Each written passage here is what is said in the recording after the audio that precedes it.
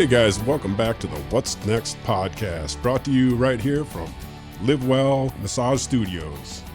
Coming to you right here from the beach, right here in Monterey, California. Beautiful.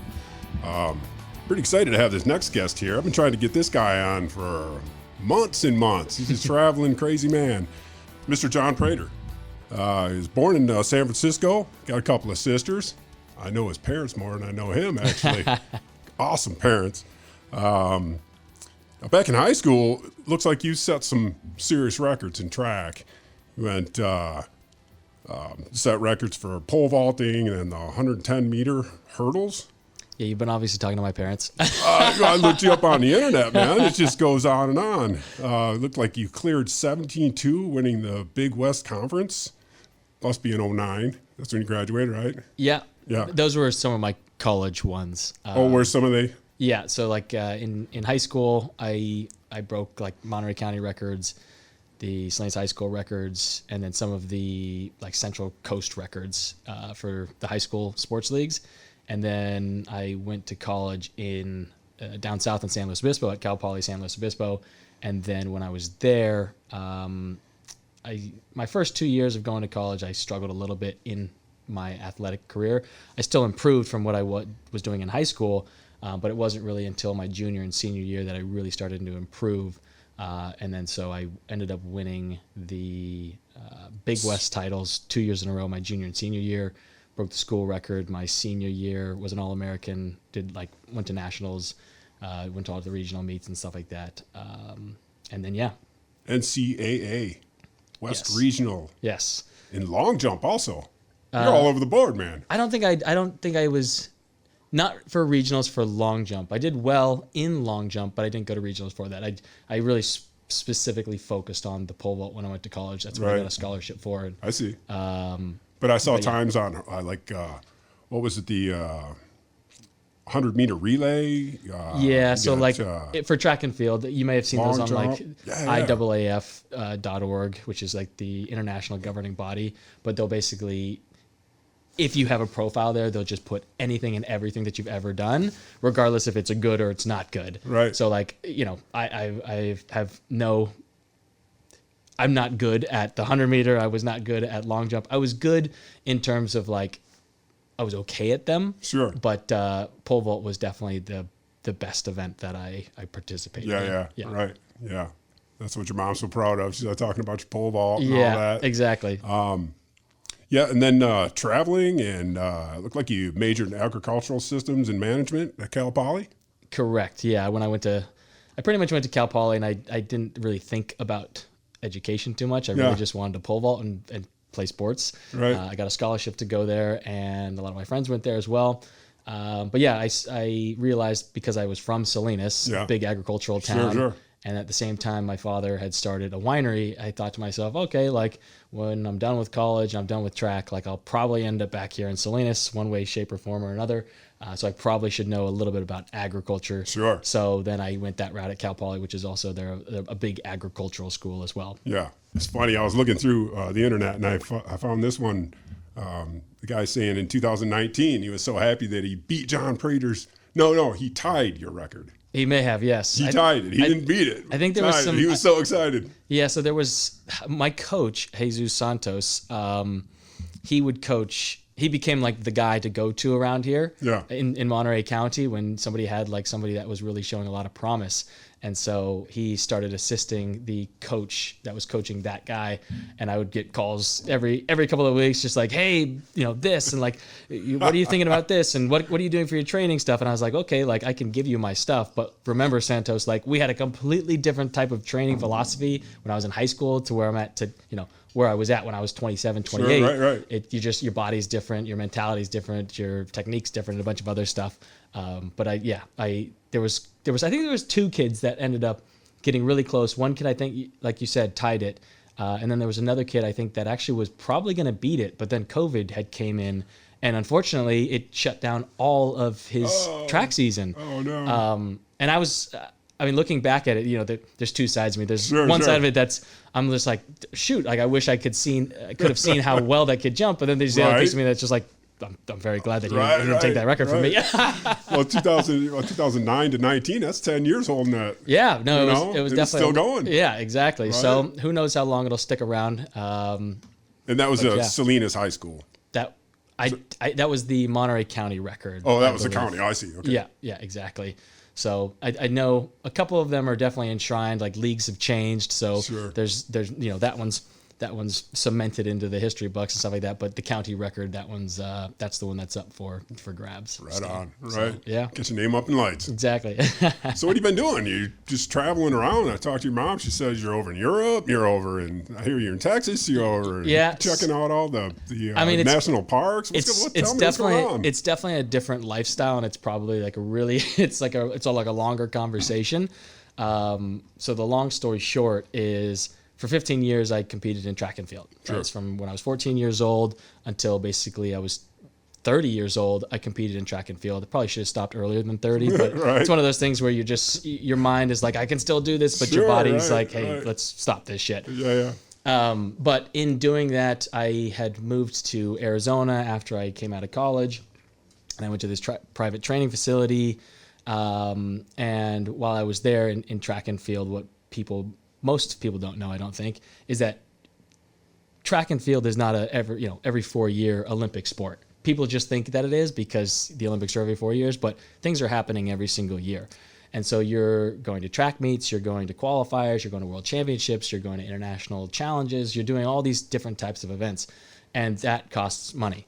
And it's not like all these other large NFLs, MLB, NBA, where you've got either an organized body that is making billions of dollars, or where you have these big sponsorship deals. Track and field is a very passion-driven sport.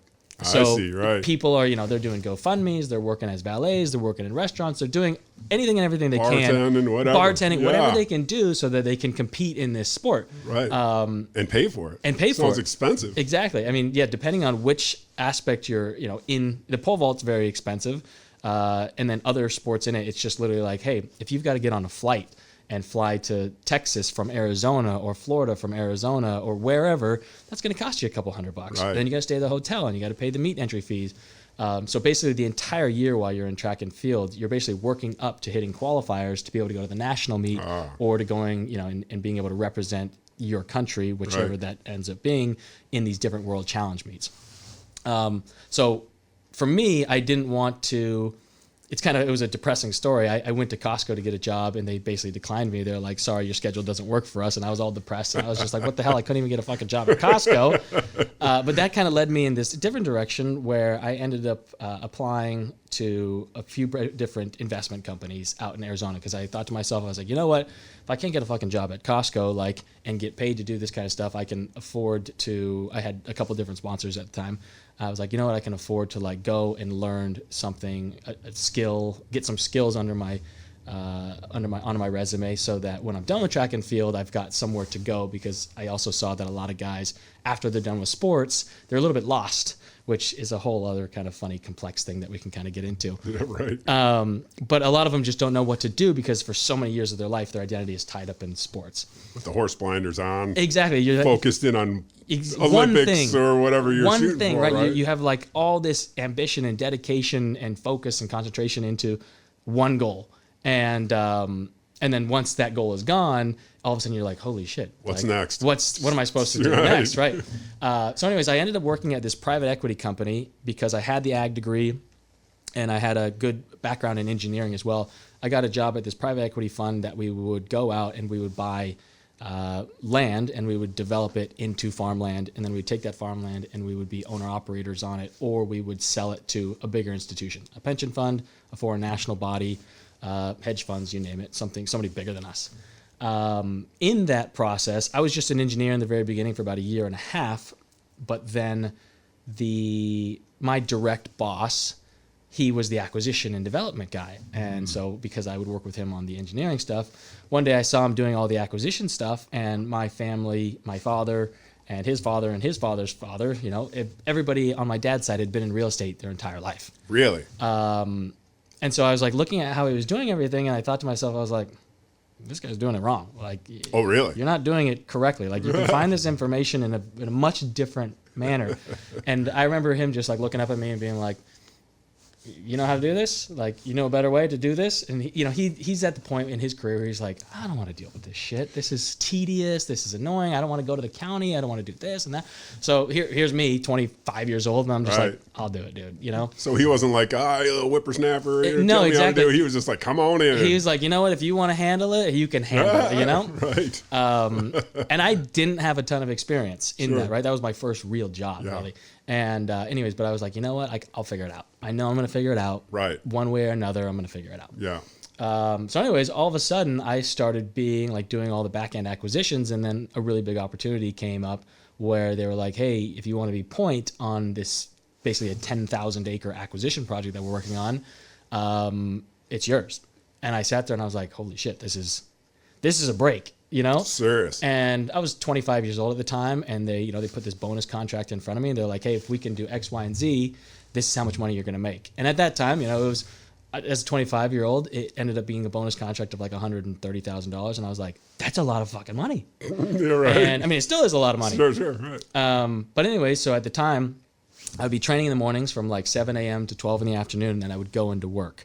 And I had some good mentors while I was there, and one of them has become a really good friend even today.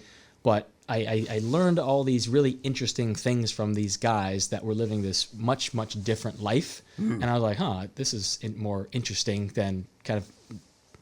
Different being what? Meaning what? Different in terms of like the head guy at the fund. When I was 25, it was really cool. He had like 7 Ferraris. Right. Okay. And I'm like, hold on. How's this guy get 7 Ferraris? How did this happen? Right. And then one of the other guys, a couple of them had built billion-dollar hedge funds. And I'm like, how does that happen? How do you manage $1 billion? It just doesn't make any sense to me.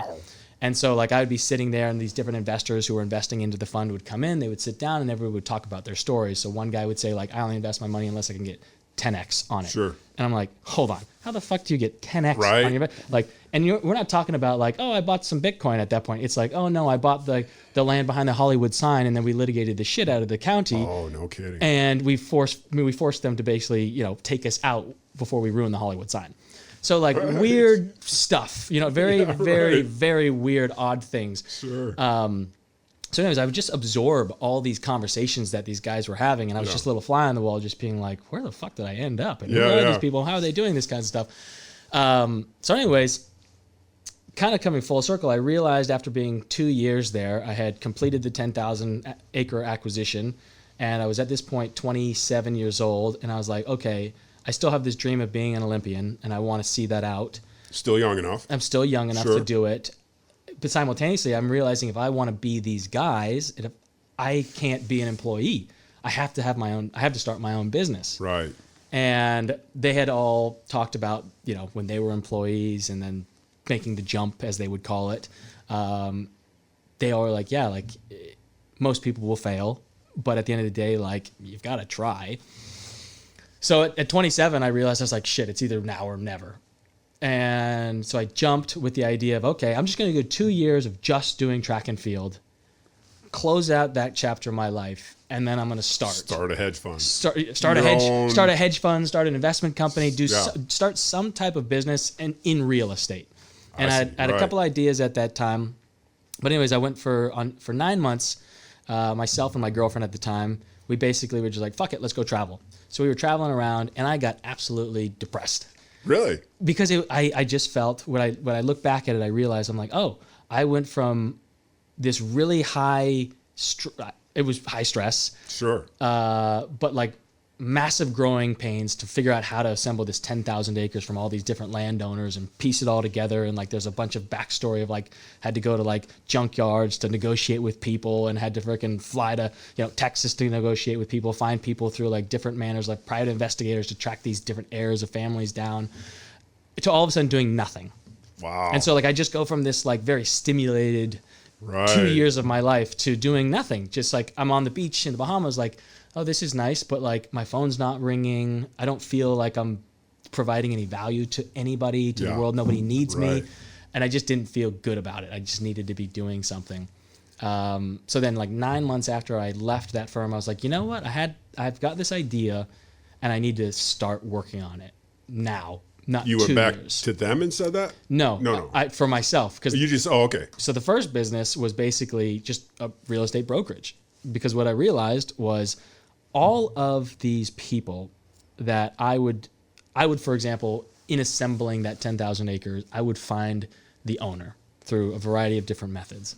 Once I found that owner, most cases we would just, him and me discuss, or her and me discuss, hey, I want to buy this for X amount. Do you agree? Do we not agree? Here's the date of closing. Sign off. We're done.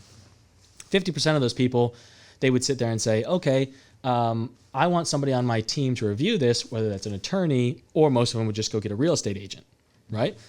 So I would sit there and I would then, the real estate agent would come in and he would be like, okay, let me look at the contract. And blah. He didn't give a shit. Really? He just saw, okay, let's see, you're buying this for $1 million. I really have no idea how much this land is worth. Right. But $1 million, and I'm taking a 10% rip of this, so I'm going to make $100,000.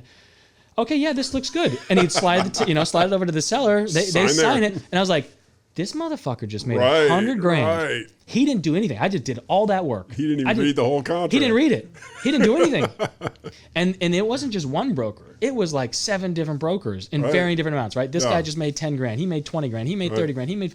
And I'm sitting there like, I did all the work. Right. And that guy just made how much money? Like maybe I could do his job also and do it ethically. Yes, exactly. Right. And so feel like you earned it. And 100%. And so originally, my idea that I pitched to the guys that I was working with, I was like, wait a minute, we should have a real estate brokerage office.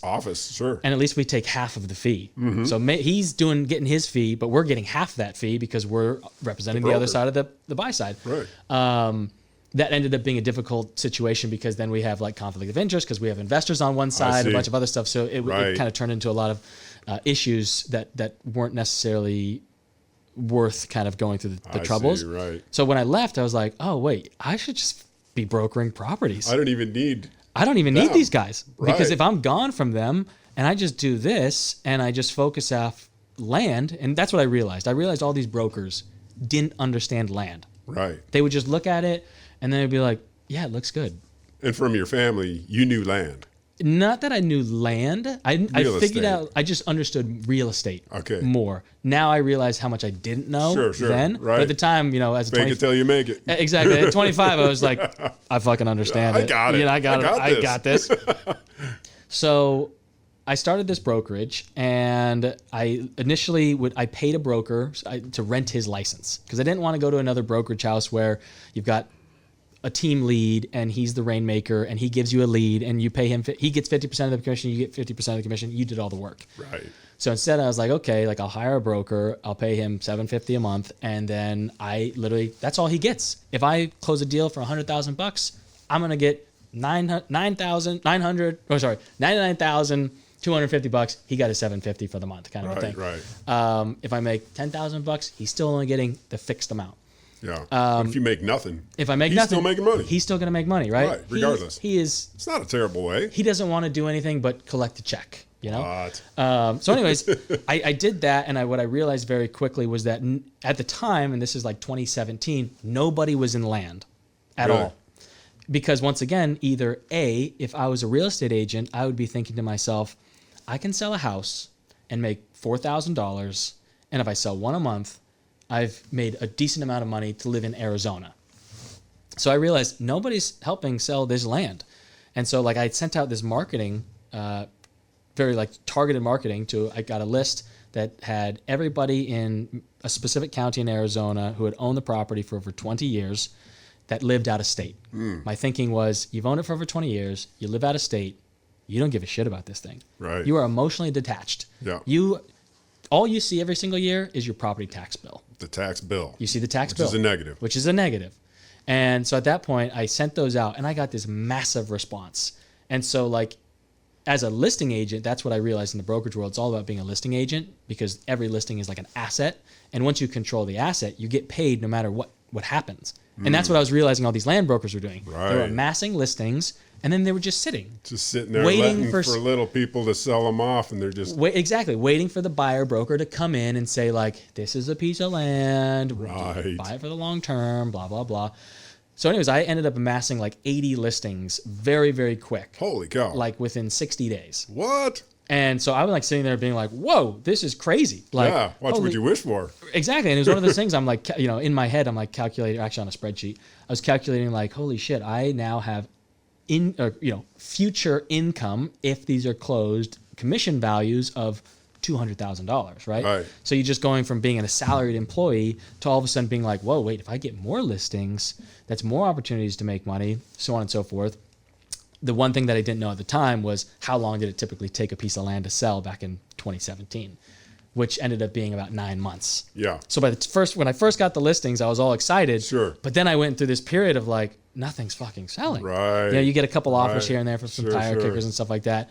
And then you get a couple of checks in that are going to pay your bill for the month. But at the end of the day, I'm like sitting there and like 9 months is coming. I'm probably like month 7 and I'm like, this isn't working. Like, I've got all these listings, but I've got no freaking sales. Sky's falling. The sky's falling, right. And I'm still, spending money on marketing and a bunch of other stuff. And I'm at the point where I'm literally like, I think I've got to, this isn't working. Right, sure. But then all of a sudden it started to pick up.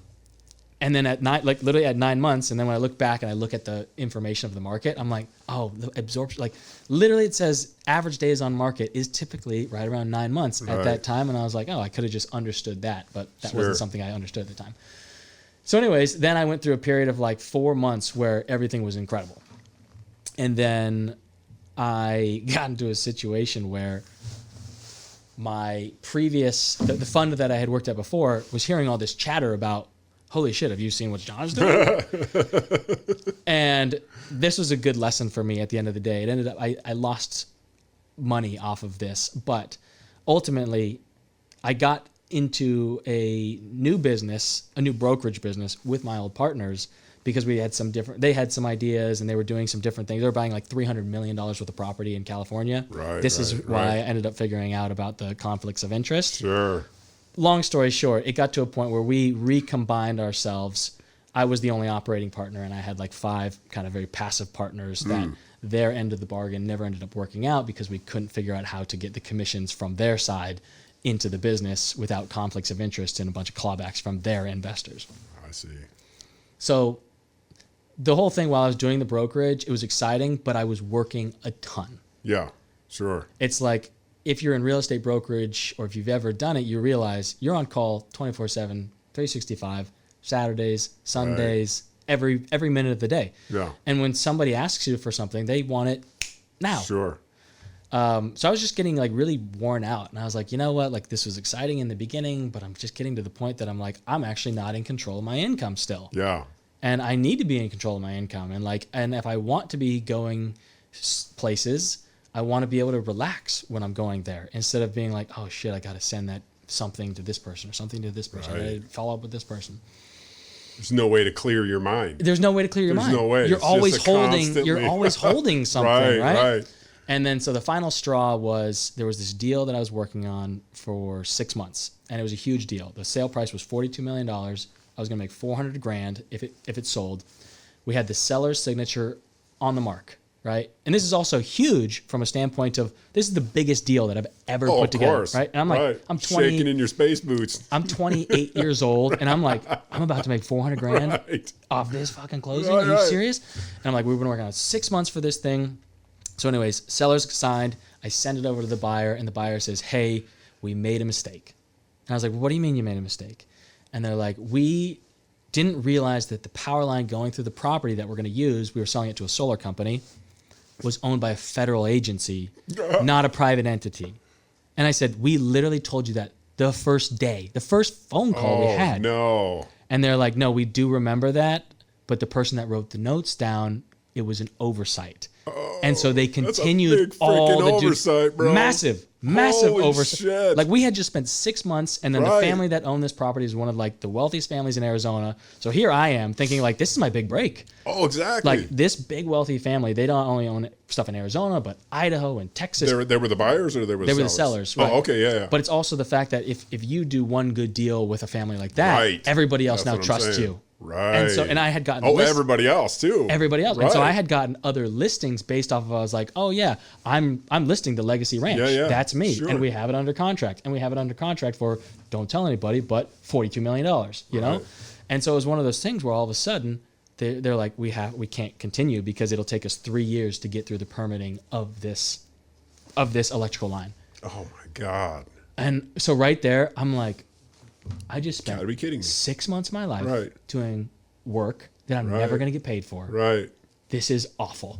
And it's a huge payroll that you were waiting to. Yes. Massive. Kind of. Absolutely massive. Didn't have it spent, but maybe a little bit of it. I didn't have any of it spent. No, I've always definitely been like. You wait till it gets there. Exactly. But you kind of had in your mind. In my mind, I was thinking to myself. I knew exactly what I was going to be doing. That's what I'm saying, spent wise, right? Yeah.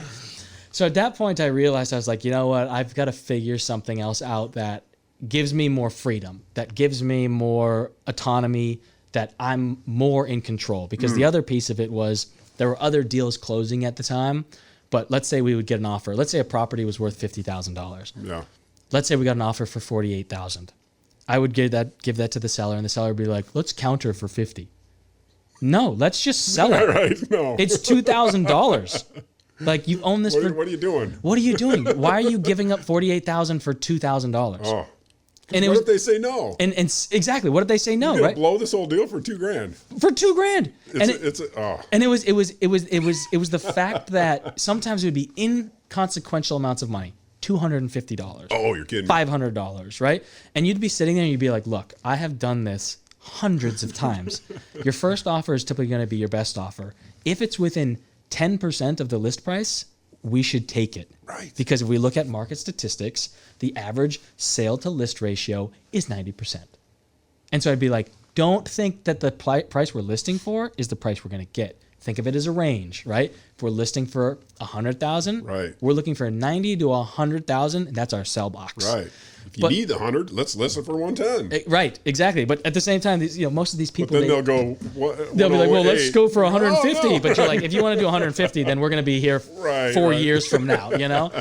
So it was like I realized that there's a lot of psychology involved in it, and there's all these different factors that play into these people, especially if you're a person that's owned something for 20 years, and it's one thing that you have. You are holding on really tight, and sometimes you get the thought in your head that it's worth more than it really is. With everything. Right. With everything, right? It means more to you than it does to everybody else, right? You have somebody that's just like, oh, and like, there's some really cool things, like the rocks on this property look really nice, and you're like, man, that's dirt. I'm sorry to tell you, but that's dirt. It's beautiful dirt, though. It's beautiful dirt, though, right? This dirt is the best looking dirt I've ever seen. So from that position, or from that place, I sat there and I started to think again. I was like, there's got to be something that I can do that I have way more control, that I can make more money at, and that can be a better use of my time. And at the time, living in Phoenix, I was looking around the real estate market like, okay, what is everybody else doing? Like, what do I see? What are opportunities? And so on and so forth. And there's this thing called an iBuyer. And an iBuyer back in 2018, 2019, actually it was like 2019 when it was really the rise of the iBuyer, was in Arizona. Let's say the house was worth $300,000. And the average time on market in Arizona was at that time 4 to 5 months. You'd put your house on the market and you'd be waiting, and then hopefully you get a contract, and once you get the contract, you sell it and you buy your new house. The iBuyer came in and said, okay, your house is worth $300,000. Instead of you waiting on the market, we're going to pay you $275,000, and you can choose when you move out. But we own it as soon as we close, and we'll close it within 14 days. And so a lot of people were like, my house is appreciated by hundreds of thousands, I want to move. This is a great deal. I don't want to wait for the market to get to where my prices are. I just want to take the bird in the hand and not the two in the bush. Even at the 5% off, they're still have made tons more money than what they invested, sure. Exactly. And in a lot of the cases, it was just people that were like, I'm tired of living in Arizona. I want to move to Texas. I want to move to Florida. I want to move somewhere else, right? And so when I looked at that model, I thought to myself, I was like, nobody's doing that in land. What if I just offered my clients money at big discounts instead of selling? Because it took 9 months to sell a piece of land. And most of the people were like, I don't care. I live out of state. Right. Oh, well, right? Yeah. Sometimes it was inconsequential amounts of money to them, right? It's like a $20,000 piece of land. It's a $10,000 piece of land. It's the $50,000 pieces of land were more inconsequential to people, but everything below that, people were just kind of like, oh, well. Yeah. And so then I was like, okay, you know what I'm going to do? I'm going to email blast all of the people that I am selling their properties for and just say, hey, I'm offering also a new service. And that service is I'm going to buy the property from you today at 60% of what we have it listed for. My thoughts being, okay, I'll buy it for the 60%. I can either borrow some money or I can raise some money from other people, and then I can put it on the market, and I'll take the market risk over that 9-month period to sell it. Right. And if it flips, you're I'm going to make more. 40%. I'm up 40%. Yeah. Exactly. Minus whatever cost. Whatever the cost, yeah, right? yeah, exactly. Right. So the first deal that this guy calls me, that I had been listing his property for probably 7-8 months. And he's like, John, you know what? And in these properties, like this is the funniest part of this whole story, were $750 each. Wow. Okay. So, and this is in this little sleepy county in Arizona. It's midway between Tucson and Phoenix. So anyways, he calls me. He's like, hey, look, we've got these things listed for $3,000 a piece. I just got this offer in the mail from, just somebody sent me an offer for $700. And I'm like, oh, well, I'll buy them from you right now for $750. He's like, yeah, I'd rather you have them than this guy. And it's not it's inconsequential the amount of money this is. So I don't care. So anyways, I was very afraid. I was like, holy shit. That was your first one. That was the first one. one. You must have been shaking. Oh, yeah. Here I am. And these properties, I had sold 50 of these properties. I sold a bunch of other property. And I'm like sitting there being like, am I doing this right? Is this the right thing to do? Right. Is this the right thing to do?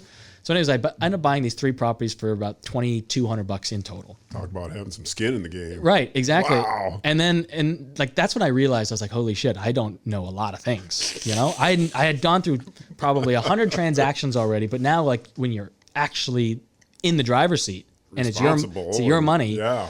I'm like sitting there being like, holy shit, like I'm thinking about everything now. Sure. And so anyways, I bought them and I took his listing down and I put the exact same listing back up. Same sales copy, same photos, same everything. Just with your name. Yeah, exactly. Just now I'm the owner. Yeah. Of it. And 2 days later, they all 3 sold for $9,000. Get out of here. And I'm like sitting there being like, oh, this is way better than. Why didn't it sell before? I don't know. Because it relisted? No idea. Back to the top or something? I mean, these are the Whatever. things. These are things that you don't know. Yeah. It's literally just like whether it was brought back to the top or maybe who knows? Who knows? Nobody knows. Everything was the exact same. Right. Same photos, same sales copy, same information. Nothing had changed. Just more money. Just more money. So I sat there and I was like, okay, I just bought these for $2,100 and I sold them for $9,000, and I did that in like under a week. Sure. Right.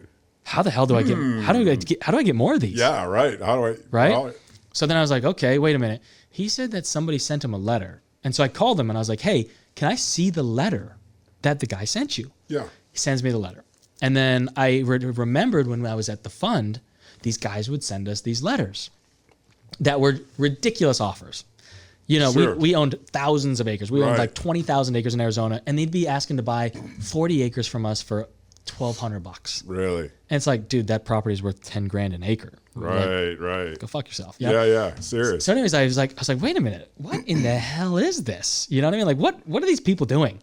But he triggered that guy. He triggered that guy. Enough to where yeah. Right?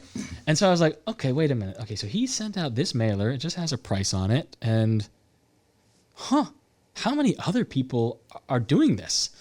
So at that point, I was like, okay, well, I got to test it.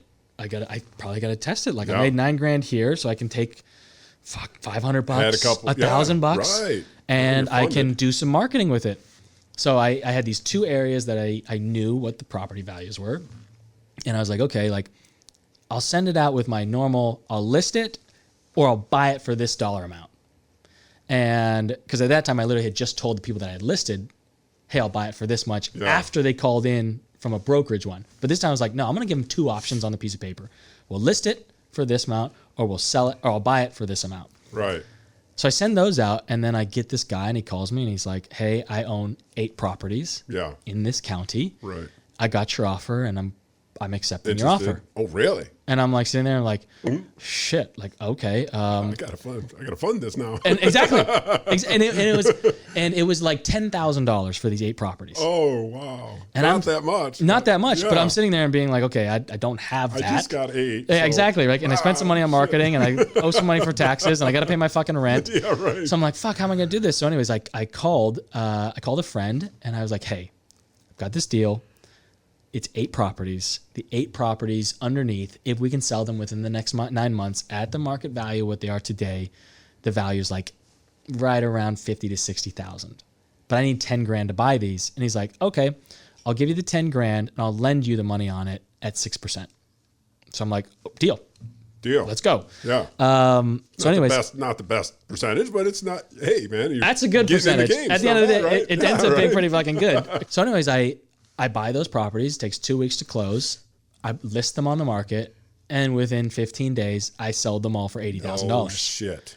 And now I'm like sitting there being like, hold on, I didn't put any of my own money. 2 in a row now. 2 in a row, and I'm like, I didn't put any of my own money in, and I just made $80,000. Your buddy's like, you let me know anytime you need some more cash. Well, no, then so I call my buddy, and I'm like, because like to close, we have to wipe the mortgage off the properties, and he's like, I don't want my fucking money back. It's been 2 weeks. You know what 6% of 10 grand is in 2 weeks? It's like $75. It may be less. Maybe less. And so he's like, keep it. Right. He's like, I don't want it back. Just and I'm like, keep investing in it. Okay, fine. And so in that transaction, 2 things happened. I sold a few of the properties on what's called seller finance, and I cashed out the rest of them. So the seller finance is somebody comes in, they say, the 2 properties were listed for whatever I think maybe they were sold for like $30,000. And the buyer comes in and says, hey, I'll give you 10 grand down and then I want to finance the rest of it. And I basically said, okay, I'll finance it at 12% interest. Because on a smaller loan, the interest amount isn't a big dollar amount, especially if you're loaning it for 2 or 3 years. Yeah. And I would just sit there and be like, okay, like worst comes to worst, I get the 10 grand out, which covers the basis that I had in the property, plus gives me a profit today. Now I have an income stream for 2 more years in these notes. And they're printing at 12%. Where else can I fucking earn 12%? Where if he stops paying me, I can foreclose, take the properties back and resell them. Right. Again. Right. And so I sat there and I was like, holy shit. And now I'm sitting there with like, $50,000 in my bank account. And I'm like, holy shit, I need to do this again and again. And so then I just was like, fuck brokerage. Yeah. I don't want to ever broker a property ever again. I need to figure out how to get more of these. So long story short, the first year that I was flipping properties, I ended up flipping maybe like 40 raw land properties. And in total, because I had investors that were putting equity in and then debt, I made like $100,000 net profit. Wow. And so sitting there, I was like, holy shit, I made $100 grand. And I was still doing a lot of work. Yeah. Because I was talking to the sellers on the phone and negotiating. And I was actually selling the properties myself. I felt like nobody can sell these properties like me. Yeah, right. I'm the sales guy. Only me is going to be on the phone. I'm going to fucking pitch you and tell you why it's so fucking good. Right. And then I would be the guy who was working with the title companies and everything else like that. So I realized, I need to get more of these properties, but I'm freaking nose to the grindstone still. Like I'm thinking about all these different things and I'm doing the sales calls, and the sales calls is where you get bogged down. Somebody calls you at 8 a.m, 6 p.m, right? And I'm training at the same time. I'm still pole vaulting. Sure. So I'm like getting phone calls. No shit. Yeah, I'm getting phone calls. I'm getting voicemails while I'm at practice. Really? Right, the music's playing on the boombox, and all of a sudden. And so like it would be like I'd practice from 6 a.m. to 12 in the afternoon, but then I would then go straight home and start, trying to make sure I could afford my life. Sure. So anyways. And like you said, training was expensive. So that's. Exactly, right. Yeah. And I had to be able to do that because that was what I really was passionate about. Right. So anyways, I started trying to look for a new opportunity, and in terms of where can I find more of these properties. Mm-hmm. And I had I found this guy that owned 1,300 properties. And when I was looking at the information, he had delinquent taxes on all of them. What? And I was like, why is a guy who owns this? The value of these properties is $4 million. Millions. Got it. Millions. why is there $250,000 worth of back taxes that he's not paying? So at that point, I'm like, okay. So I, hire my private investigator, and I'm like, find this motherfucker. Right. I need to call him. I need to talk to him. PI gives me all the information, gives me his addresses, gives me his children's names, his grandchildren's names, everything. Really? And I start hounding the fucking phone. Right. And I call him, and I call him, and I call him. He's not answering. I'm sending him mail. I'm just about, because I'm in Georgia at this time, and we're like in the middle of COVID. Yeah. I'm like, I'm going to get on a plane and go knock on his front door. Because I need to understand why 1,300 properties that are worth $4 million are not being... It doesn't make any sense. It doesn't make any sense. No. He's got to have income coming in. Exactly. Something's... If he's not, then... Well, I had also looked at his house, his principal residence, and I was like, holy shit, this thing's like $5 million.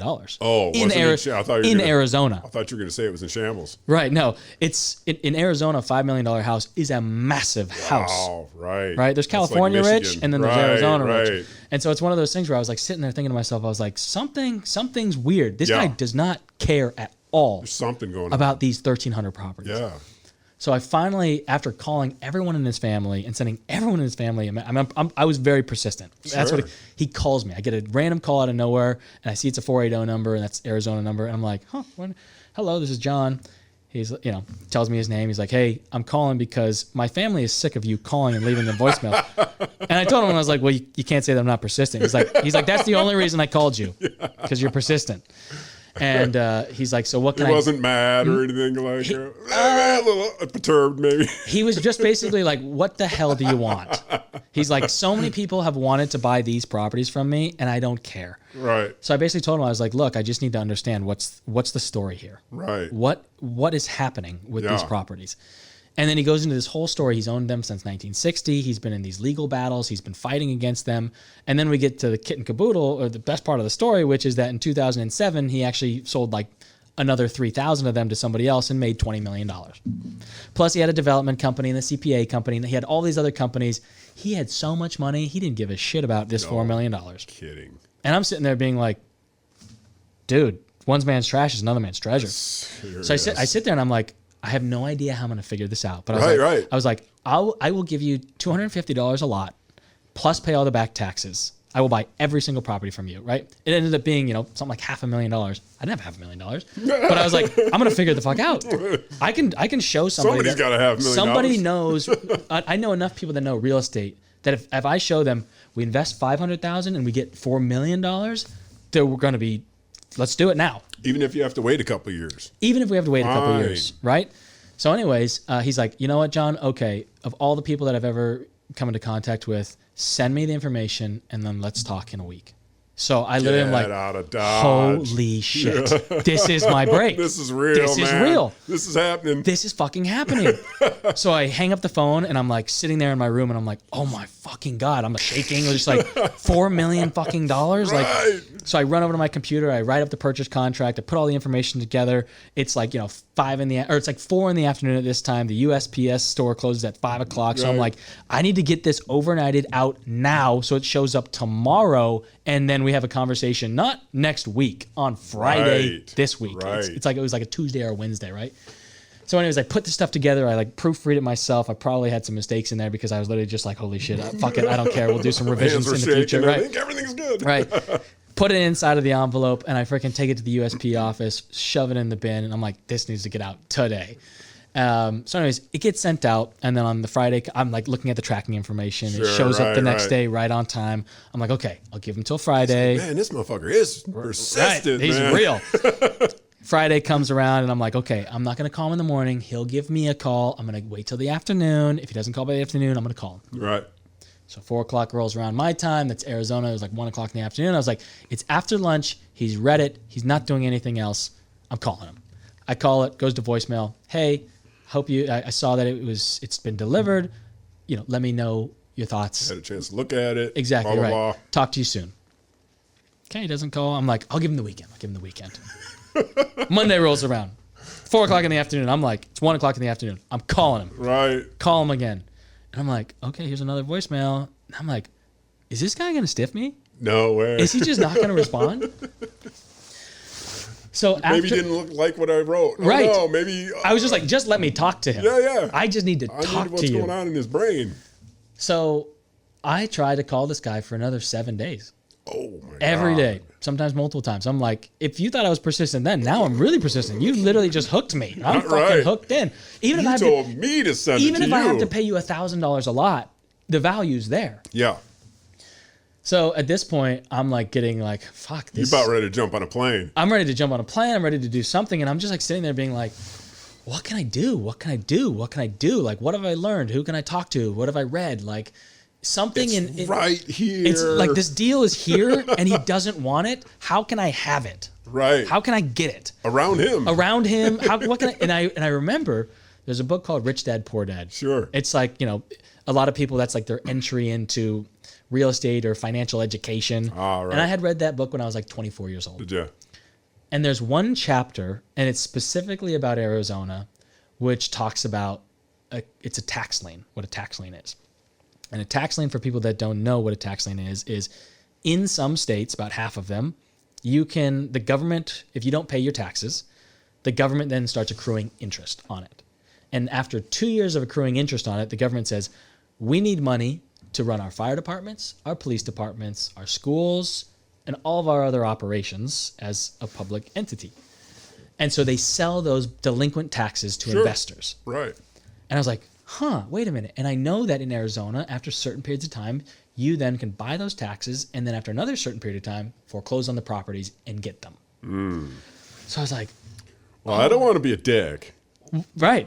To the guy, but at the same time, he's not contacting He's not me. doing anything. So I need to force his hand. I need some leverage here. Sure.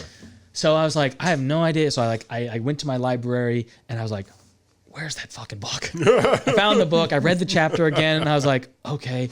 And then I'm like looking online and like typing in, like Arizona tax liens, foreclosure laws. And there's all this convoluted mess of information. Right. And I'm just like, I have no idea what I'm doing. Yeah. And so then the next day I'm like, attorneys.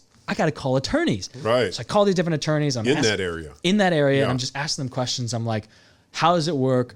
What can we do? Blah, blah, blah, blah, blah. And this one attorney says to me, what's the address? Like, yeah, I'm not telling you. I'm not telling you, right? This one attorney, he's just like, well, here's the situation, John. So if what you're telling me is correct, these delinquent taxes, they've been delinquent for over 5 years. What? So if you buy them today, we can immediately start to foreclose. We don't have to wait. So you buy it by just paying the taxes? You literally go to the county and you talk to the lady who works at the county and you say, hey, here's the parcel numbers.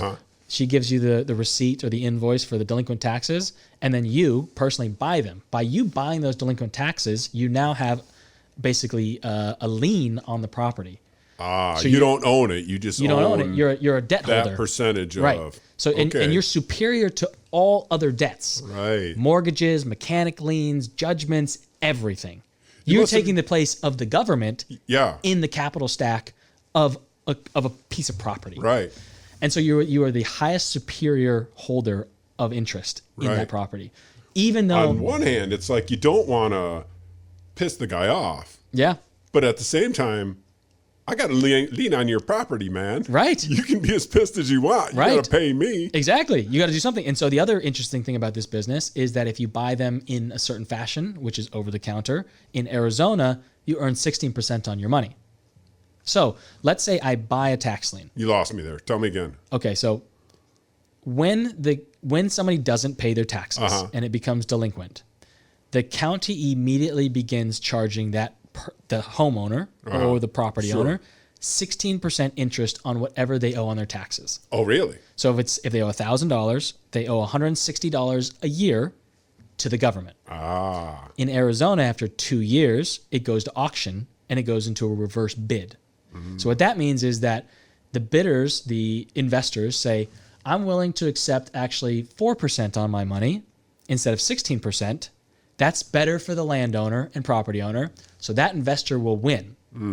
But if the liens don't get sold at auction, the county keeps accruing 16%. And if you buy it directly from the county, you step in for the county as the investor and earn that 16%.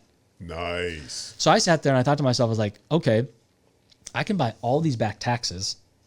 What's my risk? I'm earning 16%.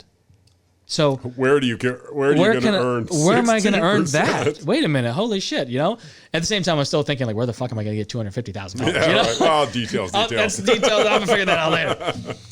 So anyways, I sat there and I was just like, okay, like I talked to this attorney, I learned a ton of information. I called the county, I learned this information. And this is all within like a 24-hour time period. Oh my God. So I'm just like on the phone asking questions and talking to people. Sleep, head spinning. My head is spinning and I'm just like, nobody knows about this deal. Right. Nobody knows that there's $4 million just sitting in the desert that this guy doesn't give a shit about. He doesn't give a shit. And nobody sees it except me.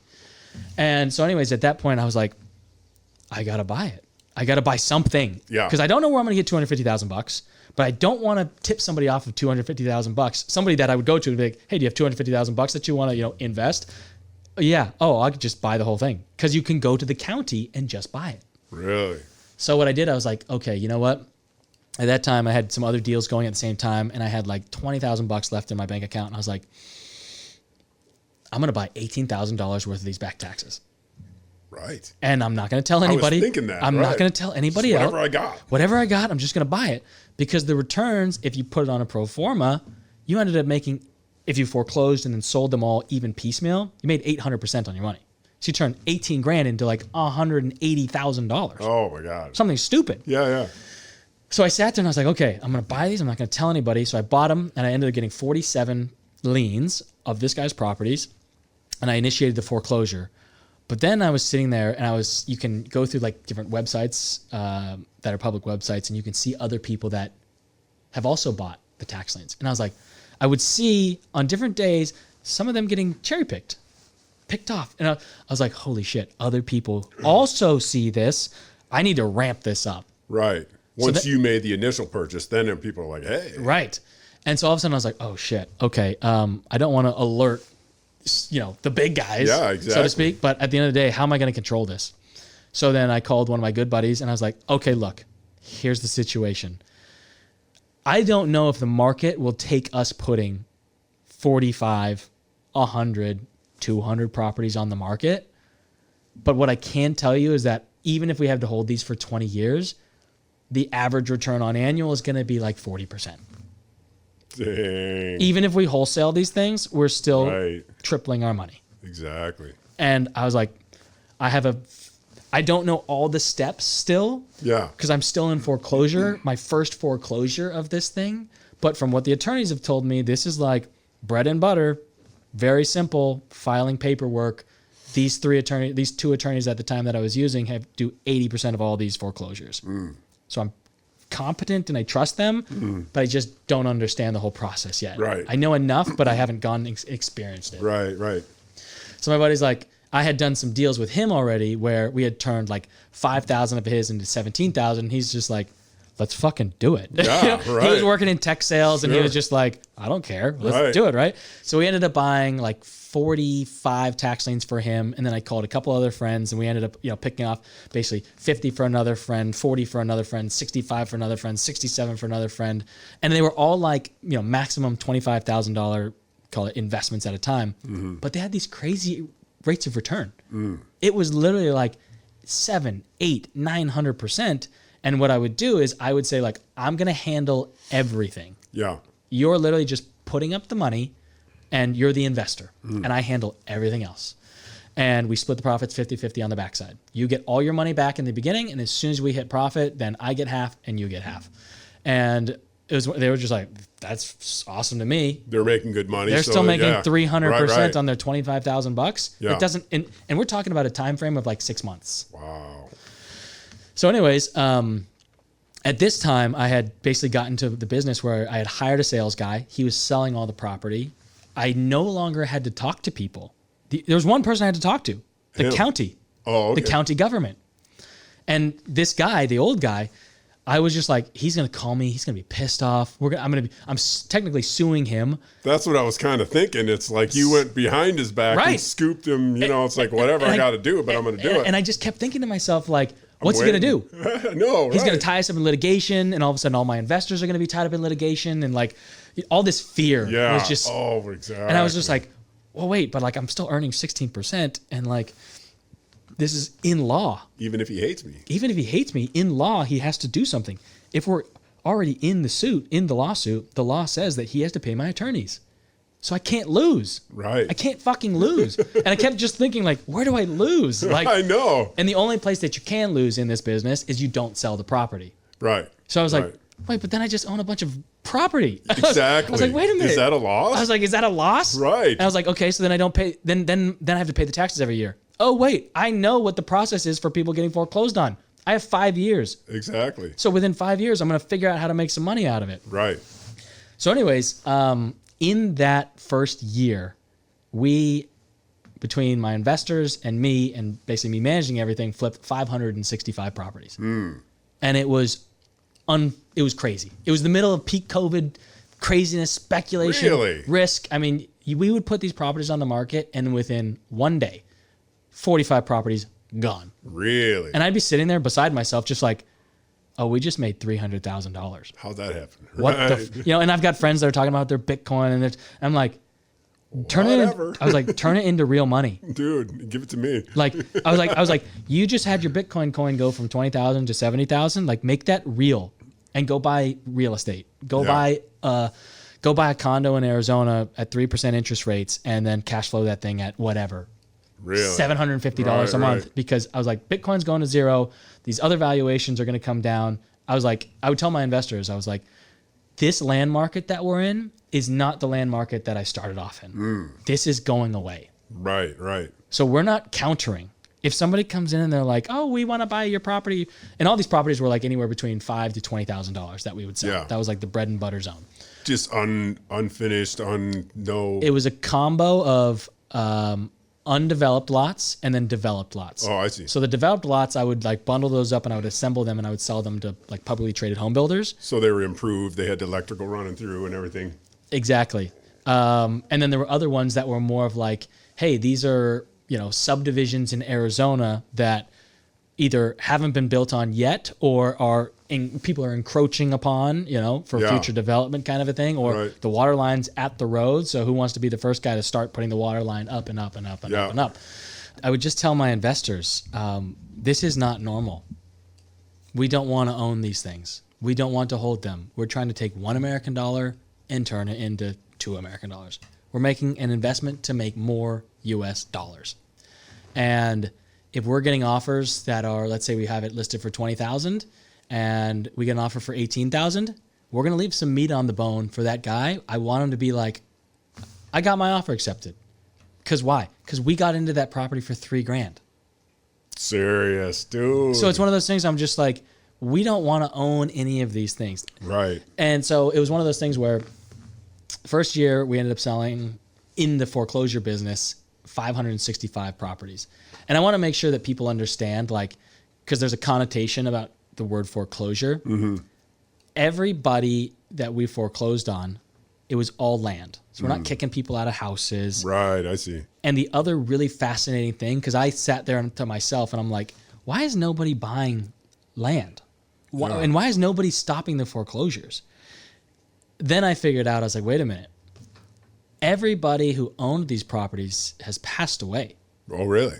Or they bought it in 2009 at the peak of the last crash, and they bought these properties for $60,000, $40,000, and they had loans on them. So if they recover the taxes, they still got to pay the mortgage. Right. And so all of a sudden I was like, oh, wait a minute. Nobody wants these. Nobody wants these properties. Nope. The old guy was a completely separate situation. Yeah. But then all the other ones that I was foreclosing on, like one-off owners here and here and here, it was like, sometimes I would just get into contact because instead of going the foreclosure route, I'd be like trying to get a quick claim deed, which would just save you basically either 3 to 9 months worth of litigating. Yeah. And they'd be like, oh no, here's the story. So my mom owned that property. She owned it for 20 years. When she passed away, either we didn't have the estate put all correctly, like we didn't have a trust. It would have gone through probate. Probate takes 30%. By the time I take a look at that property is worth $10,000. I called a bunch of real estate agents. No real estate agent wants to sell a property worth $5,000 to $10,000. My sales guy does it because I give him 700 properties. Hundreds of them, right? Hundreds of properties, Sure, right? And I'm really easy to work with because I'm just like, sell it. Right. And so it's one of those things where it was, I realized I was like, oh wait, the transaction cost for these little properties, if you own one, is very high. Especially if you aren't in real estate. Right. And, let's say that your parents pass away and now you've got to go through probate and you've got to get it into your name. And I would help people get the properties into their name if they wanted to sell them to me instead of going through the foreclosure route. But even that, it's like some of those people would be like, oh, I don't want to pay the attorneys $2,000. I was like, I'll pay for it. And it's just going to be part of the deal. Yeah. Just put it on the back end. Exactly. It's just like, I'm just like sitting there looking at Excel spreadsheets all day, just being like, I know I can sell it for this amount, so I can pay a fair amount here, blah, blah, blah. So anyways. Wait, let me clear this up. So if you buy the foreclosure, if you pay the back taxes on it, say it's $20,000 on a $200,000 house. Right. Where does that give you the right to be able to sell that house? So you can't sell it. You can just sell what you own of it. Not yet. So the process would be, first off, most of the time you're never going to get a house. It's almost maybe, let's say you bought 1,000 tax liens on a house, you're going to get one house. Right. And you're going to get interest rates of like 2%. Right. So it's not a really good place to put your money. But so like an unimproved piece of property, I mean. Right. Without a house on it. Right. So basically, once I own a tax lien on a property, I now own an interest in that property. And once I go through the foreclosure process, I'm converting a debt instrument on that property and completely foreclosing out anybody else with interest on the property unless they speak up during the foreclosure suit and say, I will pay the back taxes to keep my position of interest in this property. So like I said earlier, the tax lien is the most superior lien in the entire piece of property because you're subbing in for the government. Sure. So you're basically, the government says, hey, we want these things to happen. If these things don't happen, these things can happen. I now get to do all those things through litigation. Right. And so it's one of those things where let's say I buy a tax lien for $2,000 and it costs me $3,000 to foreclose and I know the property's worth $20,000. I buy it for $2,000 and I initiate the foreclosure suit. Everybody who's alive has to be served. Anybody that's passed away has to be served by publication, meaning being put into the newspaper. If an heir comes out of the woodwork and they say, hey, I have an interest in that property, that's fine. They pay the $2,000 in delinquent taxes plus whatever interest I've accrued. So at 16%, it's 1.5% a month, which once again, most people aren't earning 1.5% in a year in their savings accounts. Sure. So they have that right. They also have to pay my attorneys any fees that have been incurred and their costs at that time, but they have the right to take back that property. Of like 1,500 properties that I went through this process on, I think I had maybe 30 people that redeemed. Okay. So it was one of those things. Very small. And I was always sitting there because like investors would ask like, how come nobody's redeeming these? And I was like, I don't know the answer to that, but I'm going to figure out for you. And then I found out that most people were dead or the transaction costs were too high. Yeah. They would call one real estate agent. The real estate agent would be like, I don't know how much it's worth, or like it's worth $10,000, so I'm going to make $300 off that. Like I can sell a house and make $4,000. Exactly. It's not worth my time. Right. So anyways, let's say that nobody puts an objection during that foreclosure suit. I now wipe out the tax lien and I take equity and I get a deed from the treasurer of the county. I see. And that now supersedes everything on the property and starts a new chain of title. Oh, cool. And then, so now you're in the equity position. So if the price has gone down during that time frame that you've owned it, you've lost money. If it goes up, you make money. Sure. So as soon as you sell it, you capture and you realize your gains. Yeah. So that the whole process was, we buy the tax lien, it's immediately foreclosable because some of them were 10 years old. Yeah. We foreclose on it. If there's an objection, they redeem it. We get the money back from the treasurer in 2 weeks because the government is also a party in this, where if they redeem it, the government then sends me a check in the mail. It says Maricopa County Treasurer sends you a check for $20,000. You had redemptions of all of these different tax liens. Yeah. And then I call my attorney. I'm like, hey, these tax liens got redeemed. And he's like, great. And then he calls the person that paid them off and he deals with it there. So my sole thing is finding more tax liens to buy. Yeah. Finding money from investors if I don't have any money on hand to buy them myself. Sure, right. And then working with my sales guy when he has an offer, he sends me an email that's in a certain pattern that says, here's the property, here's the price, here's the close date, accept or deny. Wow. Or what do you want to do, right? And so all of a sudden I go from being on the phones all the time and everything else to all of a sudden I'm like, holy shit, I'm making more money than I've ever made in my entire life, and I'm doing the least amount of work I've ever done. That's where we were trying to get. Because I've built a fucking business. Right. Where other people are getting compensated. Like my broker, I paid him $150,000 last year. It's like, holy shit, that's a real wage. That's a lot of money. Right. And I'm sitting there, I'm like, oh, I paid the title company $200,000. I paid my attorneys over there $300,000. Like, holy shit. And we're still making money. And a few different ways. In a bunch of different ways. Yeah, exactly. And then on top of it, so this part slows down, then this piece is over here. This keeps going, or this will pick up, and this will slow down. Or you would sell stuff on, like I was saying earlier, seller finance. And so all of a sudden it's like, oh shit, I've got 40 people paying finance. They're financing it, 40 people. So every month there's 40 ACHs that get deposited into my account on the first of the month. And you're like, oh shit, I just woke up. Damn. And you're like, oh my God, wait, some of these that's a 15-year note. That's a 7-year note. That's a 3-year note. That's a 2-year note. That's it's like, oh, I've got an income now, even if I'm not doing anything. Like 7 years for those? Yeah. Right, holy shit. Just depending on what you negotiate, right? So right, sometimes if it's a small one, it's going to be a year. It's going to be 2 years. I did one this week where it's a 15 years. So he's going to pay me $483 every single month for the next 15 years. Puts $15,000 down. I bought the property for $7,000, flipped it for $60,000. So it's one of those things I'm like, holy shit. Right. I'm being paid for 15 years off that. And then there's also another market that you can go into where if you create these notes, you can actually then be like, oh, okay, maybe this is a risk that I don't want to take for 15 years, or I'd rather have the money today. So you can sell discounted notes. So maybe I create the note for $45,000. That's all profit on a spreadsheet. I can say, I can sell the note for $40,000 and take a discount of that $5,000 from my income, and then not have the risk of that guy paying me $483 a month. Somebody else takes that risk, and I get $40,000 today. Right. And I sit there and I'm like, oh, okay. If we're having if you think that there's going to be good deals that come available over the next couple of years, I'd rather have a lot of cash, right? If all of a sudden things are getting cheaper, like stock market's going down or house prices are going down, I want to have a lot of cash. Okay, so I can do all these different things, financially engineer things this way, and then there's markets to sell those other pieces off into there. So then you can end up with the cash, then you can redeploy that into new assets that you can then make returns on. So I've heard of say real estate people taking a lot of companies, putting a bunch of them together and selling them to investors.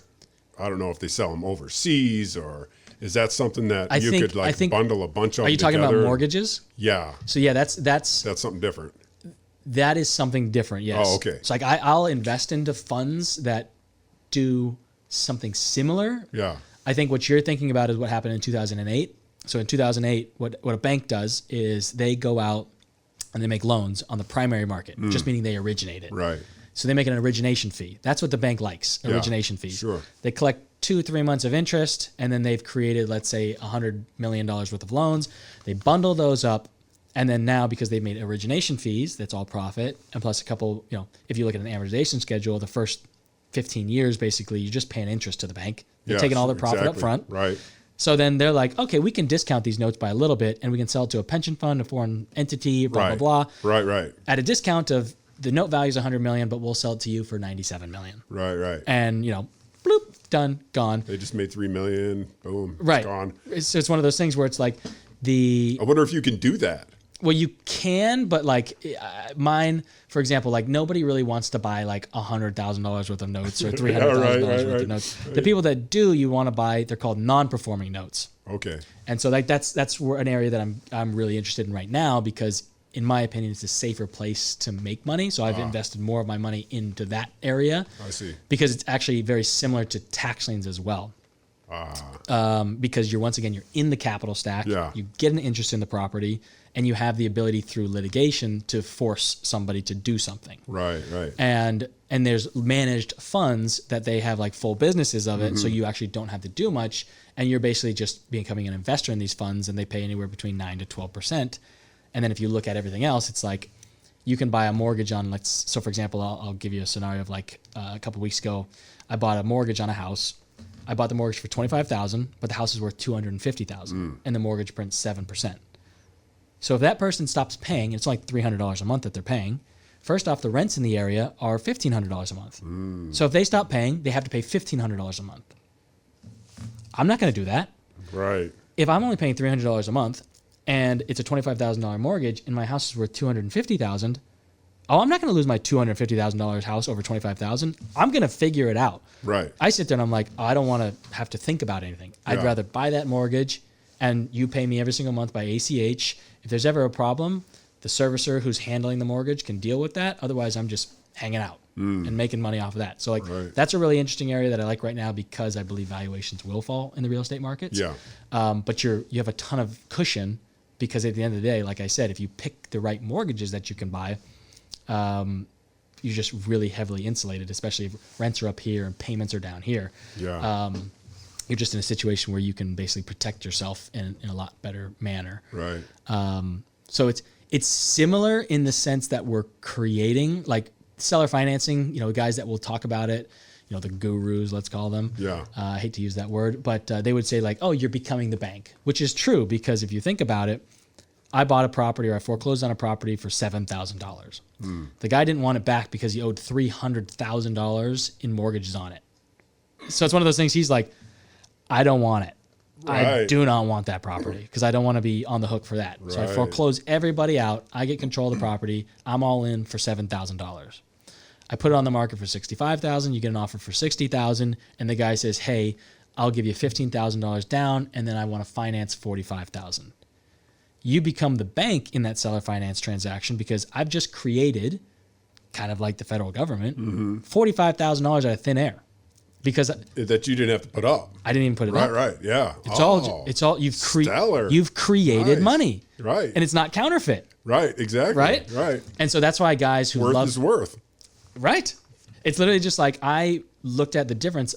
Okay, the price that I paid to get into this property is this, but the value is this. So it's like, oh wait, if you understand the difference between price and value, you can capitalize on that. Right. And most people don't even realize every single day when you go to the grocery store, what you pay for it at the grocery store is not what it was bought for. Right. Right? The guy who bought the oranges, he didn't pay $3 a pound for them. No, he paid $2 a pound for them. Yeah. Right? They don't realize, most consumers don't realize that every single day they're being arbitraged because that's just business. Right. And so in real estate, if you have a good lead source, if you know hey, this is my price to get all in, here's the value today, that's how you can make a lot of money. Right. In shorter spans of time. Yeah. So yeah, that doing all that kind of stuff for like the last 3 years, and then subsequently I haven't been buying nearly as many tax liens because I sit there and I'm just like, I've got about 300 properties in the inventory that come over the next 12 to 18 months. Yeah. So I'm like, there's no reason for me to keep buying more of these tax liens. And a lot of them are gone because I myself and tons of other investors understood what was going on and we just bought everything. So there's not nearly as many deals. The deals that are left, they're a little bit more difficult. And some of the people that are in the business, they don't really understand the business. So they're like, oh, I got something valuable. The property, they might understand that the properties were $60,000, but they own the tax lien. And I'm like, I can't give you $40,000 for that tax lien. Because if they do get redeemed, then I lose 30 grand. Yeah, exactly. So if you want to go through the foreclosure and then sell it to me and then I'll sell it again, I'd be open to that conversation. Yeah. But I'm not buying your tax lien for more than it's worth. Yeah, I'll pay you full value. Sure. But I'm not going to buy it at a premium. Right. So there's a lot of kind of yahoos that are in the space too that don't really understand what they're doing. And they're kind of like, oh, I've got something really valuable here. It's like, no, you don't. There's 1,500 of them. Well, there's a lot of people nowadays that I think that they can jump right to the top. Mm-hmm. So ask you a personal question. What makes you think that you could do that? You know, I mean, I know a lot of athletes that have exactly finished up their athletic careers and have gone through the ceiling with whatever they decide to do. Yeah. I got a feeling that probably tied in a little bit. 100%. I mean, I've always definitely been when I was younger and even athletics, I would just look around and I'd be like, okay, if he can do that, there's no reason. He's doing a specific set of things. And if I did those exact set of things and I had the same mentality, I would have the same results. And as a young kid, 15, 16 years old, I would just be like, okay, if I do this and I do this, because he did that and he did this, I should get the same results. Right. And so it was one of those things in my athletic career, I realized that if I did specific things physically, I would get the same results as these other guys. Right. And those were the guys that I was like, wow, I wish I could jump that high. I wish I could do that. Right, I wish I could do that. Right. And then when I went to work at the investment fund, my initial outlook. These guys are the smartest guys in the world. Right. Holy shit, right? Right. And I say initial outlook. Sure. And at the end of the day, I like all these guys. These guys are all my friends 25 still. years old. It's got to be just like gods exactly. at that time. At that time, I'm just like, I'm like, 5 Ferraris? He's like, holy shit, look, that's a nice Ferrari. He drives me to lunch one day, and I'm just like, holy shit, this thing's fucking awesome, you know? You, man. Exactly, right? And like they're flying on private jets, and I'm just like, whoa, like this is really cool. So at the time, I just was like, just being a sponge. But then as I got to know them more as people and as friends, I was like, oh, these are regular people. Right. And they're just doing something different than everybody else. And they're looking at things different than everybody else. So then I started being like, wait a minute, where did these guys go to college? Yeah. And then I was like, oh, these guys went to ASU. I went to Cal Poly. I went to Cal Poly. We're not too far apart. No, we're not. Really. It's like, they didn't go to Harvard. They didn't go to Princeton. They didn't go to Yale. And I was like, and I made these guys like $10 million. Holy shit. Right. I was like, I need a bunch of me's. I need a bunch of me's, right? Yes, exactly, 100%. Right. And so while I was there, I just started to realize, I was like, wait a minute, these guys are just following a different path, making different decisions in their life. And based upon those decisions, that's where they are today. Yeah. In wherever they currently were, they've made a bunch of decisions that led them to there, and then learning, meeting them personally and talking to them personally about their life and their story. I was like, oh shit, this guy started working as pushing a broom in a furniture store, saw a guy with a nice watch and a nice car and said, what the fuck do you do? Right. And then the other guys, it's like, oh, they just started cutting their teeth in a light bulb business, and they started doing this and they started this. Another guy, he's just like, oh yeah, I was, a Jewish guy from Detroit, and I was buying all the houses in the boom in 2008, and everything exploded. I lost everything, and then I really realized what I was supposed to be doing. Right. So learning about their backstory, I was like, these are regular guys that are just thinking and doing things differently. So if I do things differently, what they're doing, similar to what they're doing, I'm going to have similar results. Right. And then I thought to myself, and I was like, if these motherfuckers can do it, I can fucking do it. Because they went to ASU. You know what I mean? Yeah, exactly. And so my grandpa was a professional golfer. He's in the Sports Hall of Fame. Okay. And back in the 40s, he lost his wife in childbirth, having their 4th child. Wow. So he couldn't do the golf anymore. Right. He was at the top of his game. Yeah. So he had to go back to Michigan. He lived, in Hollywood. He was, the war was going on, and his buddies didn't want him to get shipped overseas with these 3 little girls, so they gave him a job making B-flicks in Hollywood for the guys overseas. Right. So after that, asked him to do some plagiarism, blah, blah, blah. He told him to go stick it up their ass, and so he went home to Grand Rapids, and he started his own little business. He took on thread, he took on conveyor belting, all kinds of different, whatever he could find. Right. He traveled the whole state, Ohio, in a Model T or whatever the hell he was driving, and he'd tell me stories. I used to come back, I'd be out for 2 weeks, I'd be all the way up to, all the way to the top of Michigan, all the way around. I come back, I got 0 orders. Yep. Like, what am I doing? It's like a true Ray Kroc story, I suck at this. What am I need to go buy a gas station or something. I can't do it. And then 2 weeks later, all these orders start dropping in. And, it's like, but boy, that first couple of weeks, he'd tell, and his wife would be going, whatever you decide, you want to buy a gas station, I'm behind you. Right. But, just keep pushing. Yes. And sure enough, now he's passed on now, but his Sparks Belting Company is still on the New York Stock Exchange. Really? Wow. Right. And he was a golfer. Right. He didn't know anything. Right. But it was just like, it was kind of like that. It's a little bit at a time. There's a mentality. Oh, here's something. Here's a guy with a beautiful watch. I got to see what this guy does. Yes. It's right from his childhood. He was going up to the top, to the north side of the city, and then he'd go over to the east side so he could caddy for these guys and ride his bike all the way up here and caddy for these guys. And that's just all he could see as a child. I want to be these guys. Right. Yep. No, but he had no idea what he was doing. Right. I mean, that's trials and tribulations. You got to go through that. I mean, that statement right there, didn't know what he was doing. I think once you realize, I've started to realize as I've gotten older, I'm like, oh, most people don't know what they're doing. Yeah.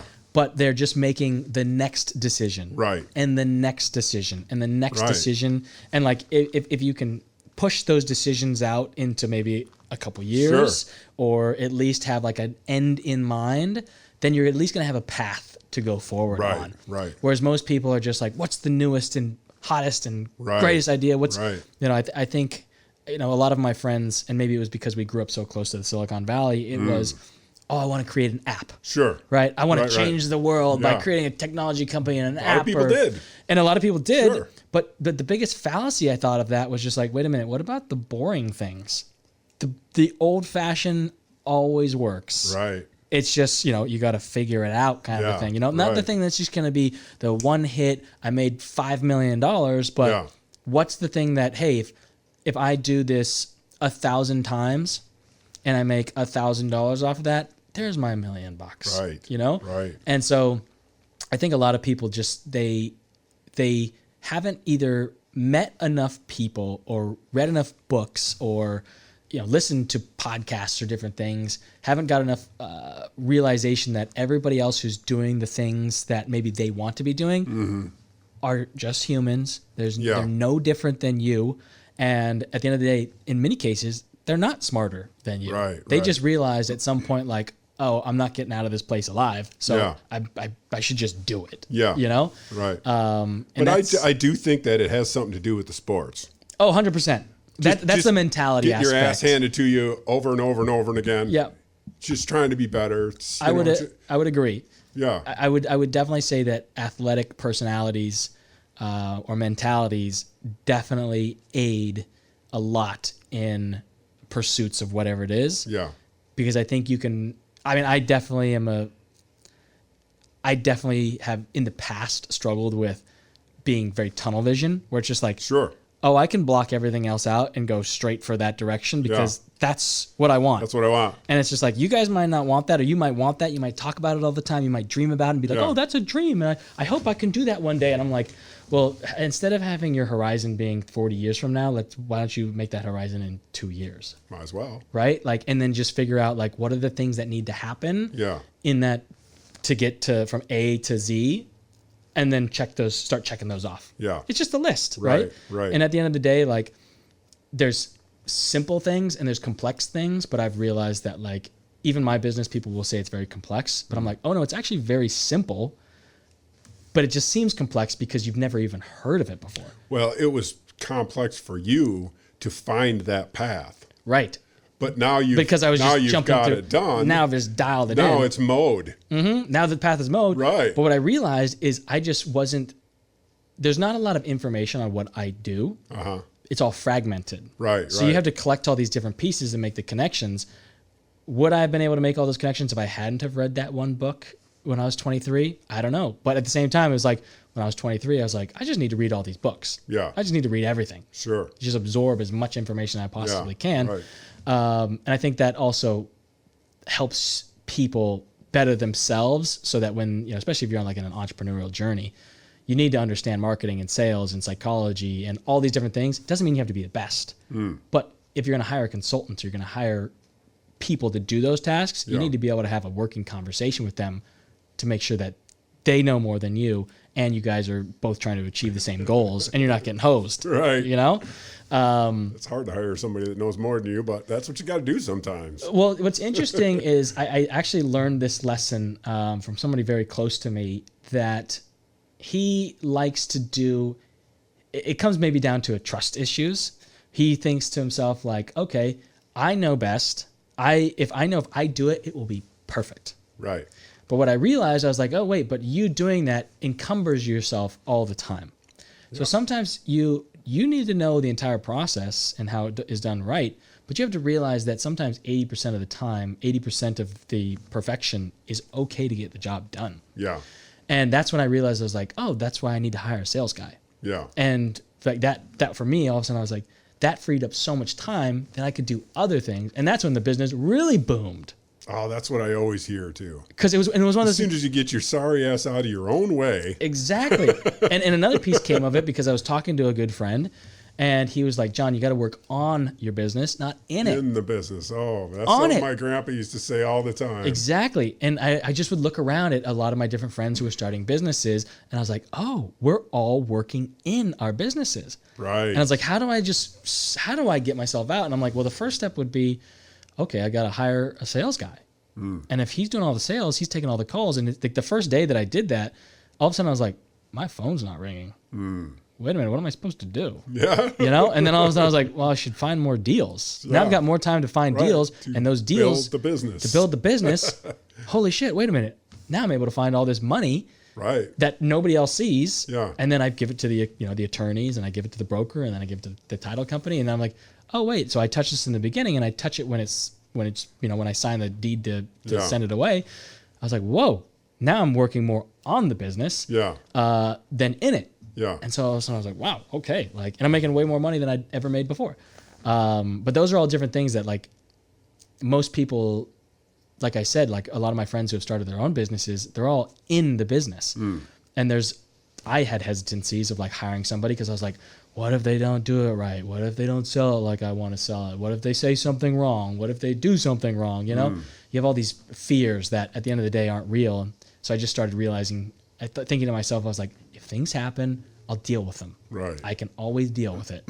I've always dealt with it in the past. I'm still fucking here. Yep. I'll just deal with it. Right. And that freed me up a lot to be like, okay, I got to trust this person over here. And then once you trust them, and then sometimes they do it wrong. Gotta put some fires out once in a while. Every once in a while, you got to put a fire out. And you're just like, why did that happen? Right. Okay. And then it happens again. I can't use you anymore. Right. You got to go. Right. I like you. You're a great person, but you've made a couple mistakes here, and we tried to get it over the first time. So first one, shame on you. Second one, shame on me. Right. You're gone. Yeah. And so, those are at the end of the day, that's just a different level of business that you've got to be at. And I wouldn't say that I'm at anywhere near upper echelons of business at all. Right. I still feel like I'm freaking on first base. Sure. I'm still running to first base. Right. And I was in a really good place at a crazy time in financial worlds and everything else like that.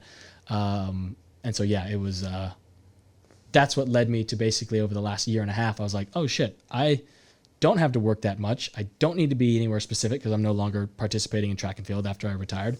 So I was like, well, fuck, my life has been revolved around track and field. I always moved where my training facility was.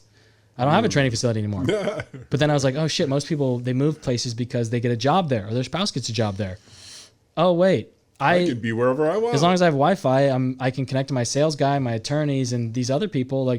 Oh, wait, I don't need to be anywhere. Yeah. So then I joined a subscription service that basically has houses all around the world in major cities. And then you can basically say, oh, I want to go to Barcelona for the month. I want to go to New York for the month. I want to go all these different big cities. Yeah. And so, basically for the last year and a half, that's what I've been doing, just going to a bunch of different places and realizing oh, wow, I would travel for track and field, but I didn't experience the city. Right. Or the culture, right? Sure. I know a lot about the track stadium. Yeah, right. But I don't know what it's like to live like a local and go to the cafe on the corner at 12 in the afternoon, or I don't know what it's like to, sit under the Eiffel Tower and hang out there for a while and not be stressed that I've got to be something, do something, be somewhere.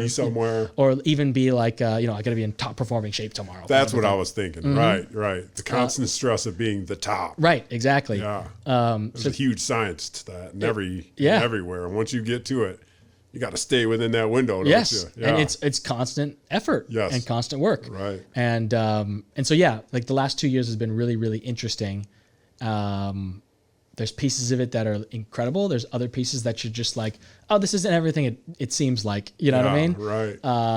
So that's where all the traveling comes into play, and I like seeing new places. And I think to myself, I'm like, oh wait, people wait till they're 65 to do this stuff. Exactly. Wait a minute. My favorite days are Monday through Friday because Saturdays and Sundays everybody's out and about, and I'm just kind of like, oh, you've just ruined my experience here. Exactly right. I hate to say that, but at the end of the way. Yeah, exactly. It's like on Saturdays, Sundays, I want to be somewhere where people aren't because I'm just like Monday through Friday, you're in a national park and there's nobody there. Yeah. And so it's just like. So you've been all over the national parks. What were you doing? In most cases, just enjoying the scenery. Oh, no kidding. Yeah, so I've got a Jeep, and so there's a bunch of back roads and a bunch of different ones. Sure.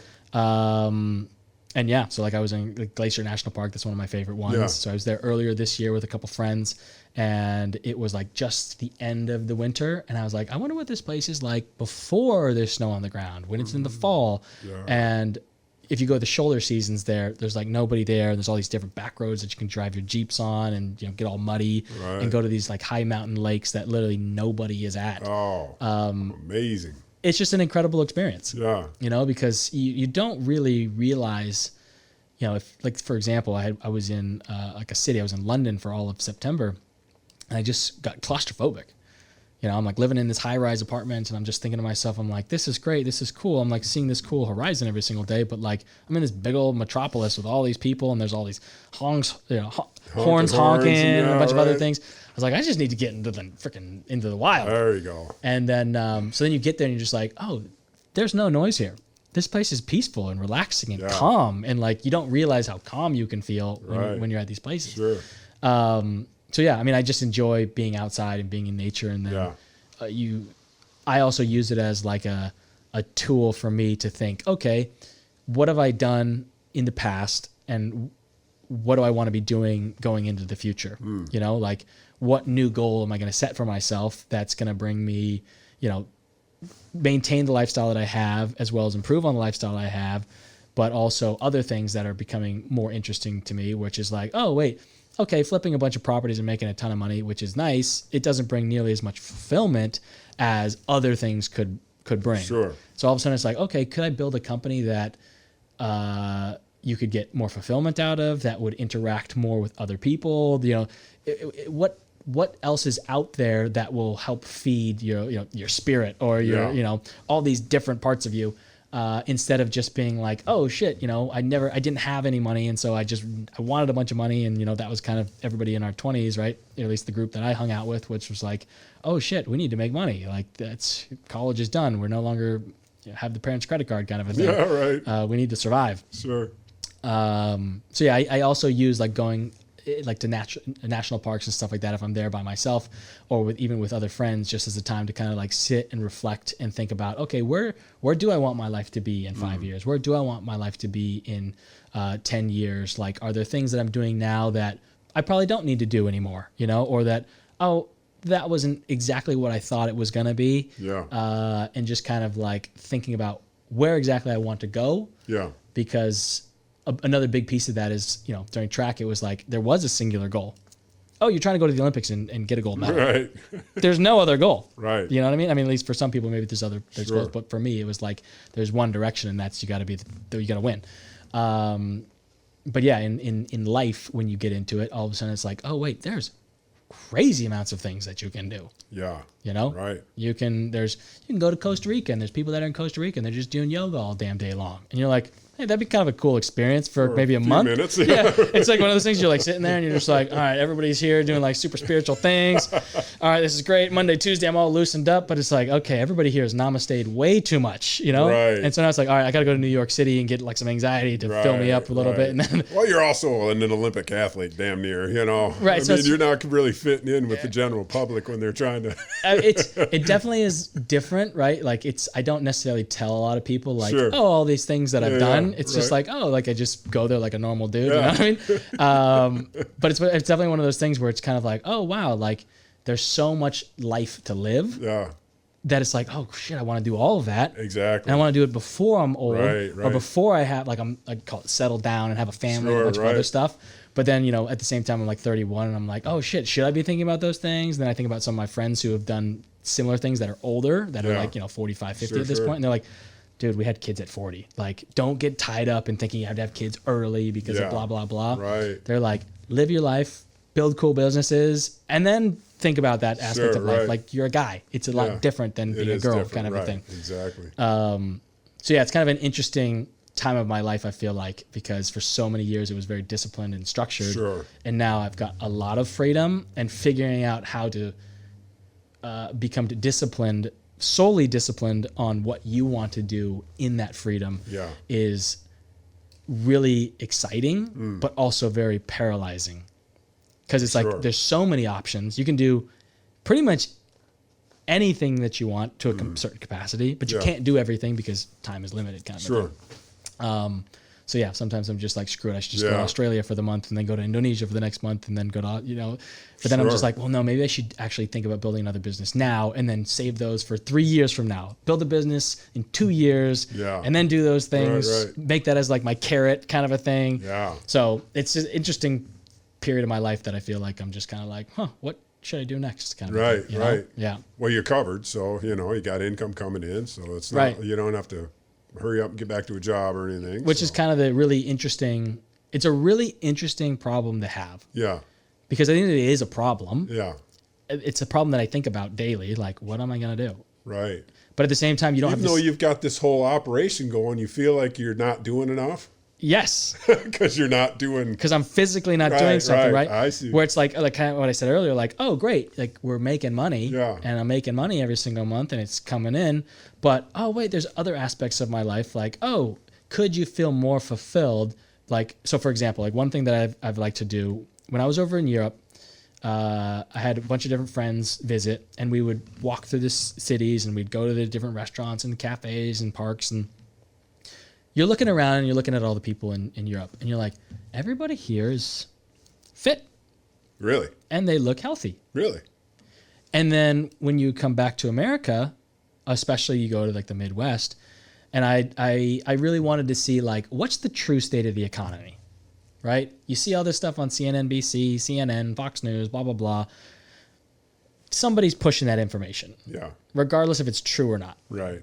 And so you just like, okay, what's really happening in America? Okay, I'm going to Walmart. Yeah. So I'm like, I would go to these different Walmarts and Targets and shopping malls, whether those are high-end shopping malls or literally the freaking strip mall on the corner. Sure. Be like, okay, how many people are in this store? I don't know how many people were in the store last month, but is there a lot of product on the shelves? Is there, are there pallets in the aisles? What's happening? Yeah. Right? And then I'm like looking around and I'm thinking to myself, I'm like, holy shit, these people are they're making enough money to survive, but they don't have, maybe because they don't know that the information's out there, or if they've decided for themselves, like it's not in their belief system that they can achieve different things. And I sit there and I'm just like, is there a way that I'm not a big believer in like giving people money. Right. I'm a big believer of like, hey, I'll show you the process, right? I'll teach you how to fish. I was just going to say that, right? Right. And so I'm like, is there a way that I could give a lot of the information that I've learned from being in contact with guys that built billion-dollar hedge funds, that built private equity funds, Sure. that built investment funds, Is there a way that I can package up that information and give it to these people so that they also now have awareness to other ways to live in their life that can better their life, their family's lives, and a bunch of other things. Mm. And so that's one thing that I sit there and I think to myself like, oh, that would bring fulfillment. I would hope that it makes money too, because it would become a business. Mm. But is there a way that you could have a business that's also generating untangible things that you're also being fed by? Mm. And so like by going through and doing a lot of traveling in America, you're seeing, oh, okay, this person's life is this loop every day. Yeah. They wake up, they go to this store, they go to this job, they come home and they do X, Y, and Z. Okay, like, oh shit, they're going to be watching TV the whole time. Does that mean I have to have like some type of marketing on late night infomercial?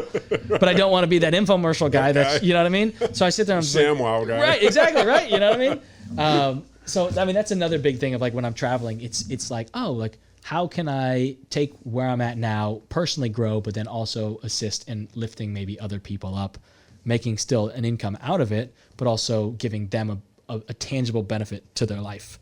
And so that's kind of over the last 6 months been a common thought and theme in my life where I'm just like, what exactly would I build, or what exactly, would it be a product? Would it be a service? Would it be an educational platform? Like, what would it be, and how would I market it, and how would I sell it, and how would I create it? And like, just to bring the lowest people up? Just to basically, maybe not the lowest, but I don't know if it's the lowest, or it's basically just to give the information that's inside of my head to other people, or just at the end of the day, like the information in my head is not unique. Yeah. I got it from other people. Kind of. And I mean, a lot of it, I got it from other people, right? Like, you got a whole bunch of pieces from a whole bunch of different people. Then you put the puzzle together, and then you created this thing together. This is true. A lot of people could do this. Yes. But they couldn't. So for example, a lot of stuff that I learned, I would say 90% of all the information that I've ever learned, I read it. Sure. 10% came from actual people. Really?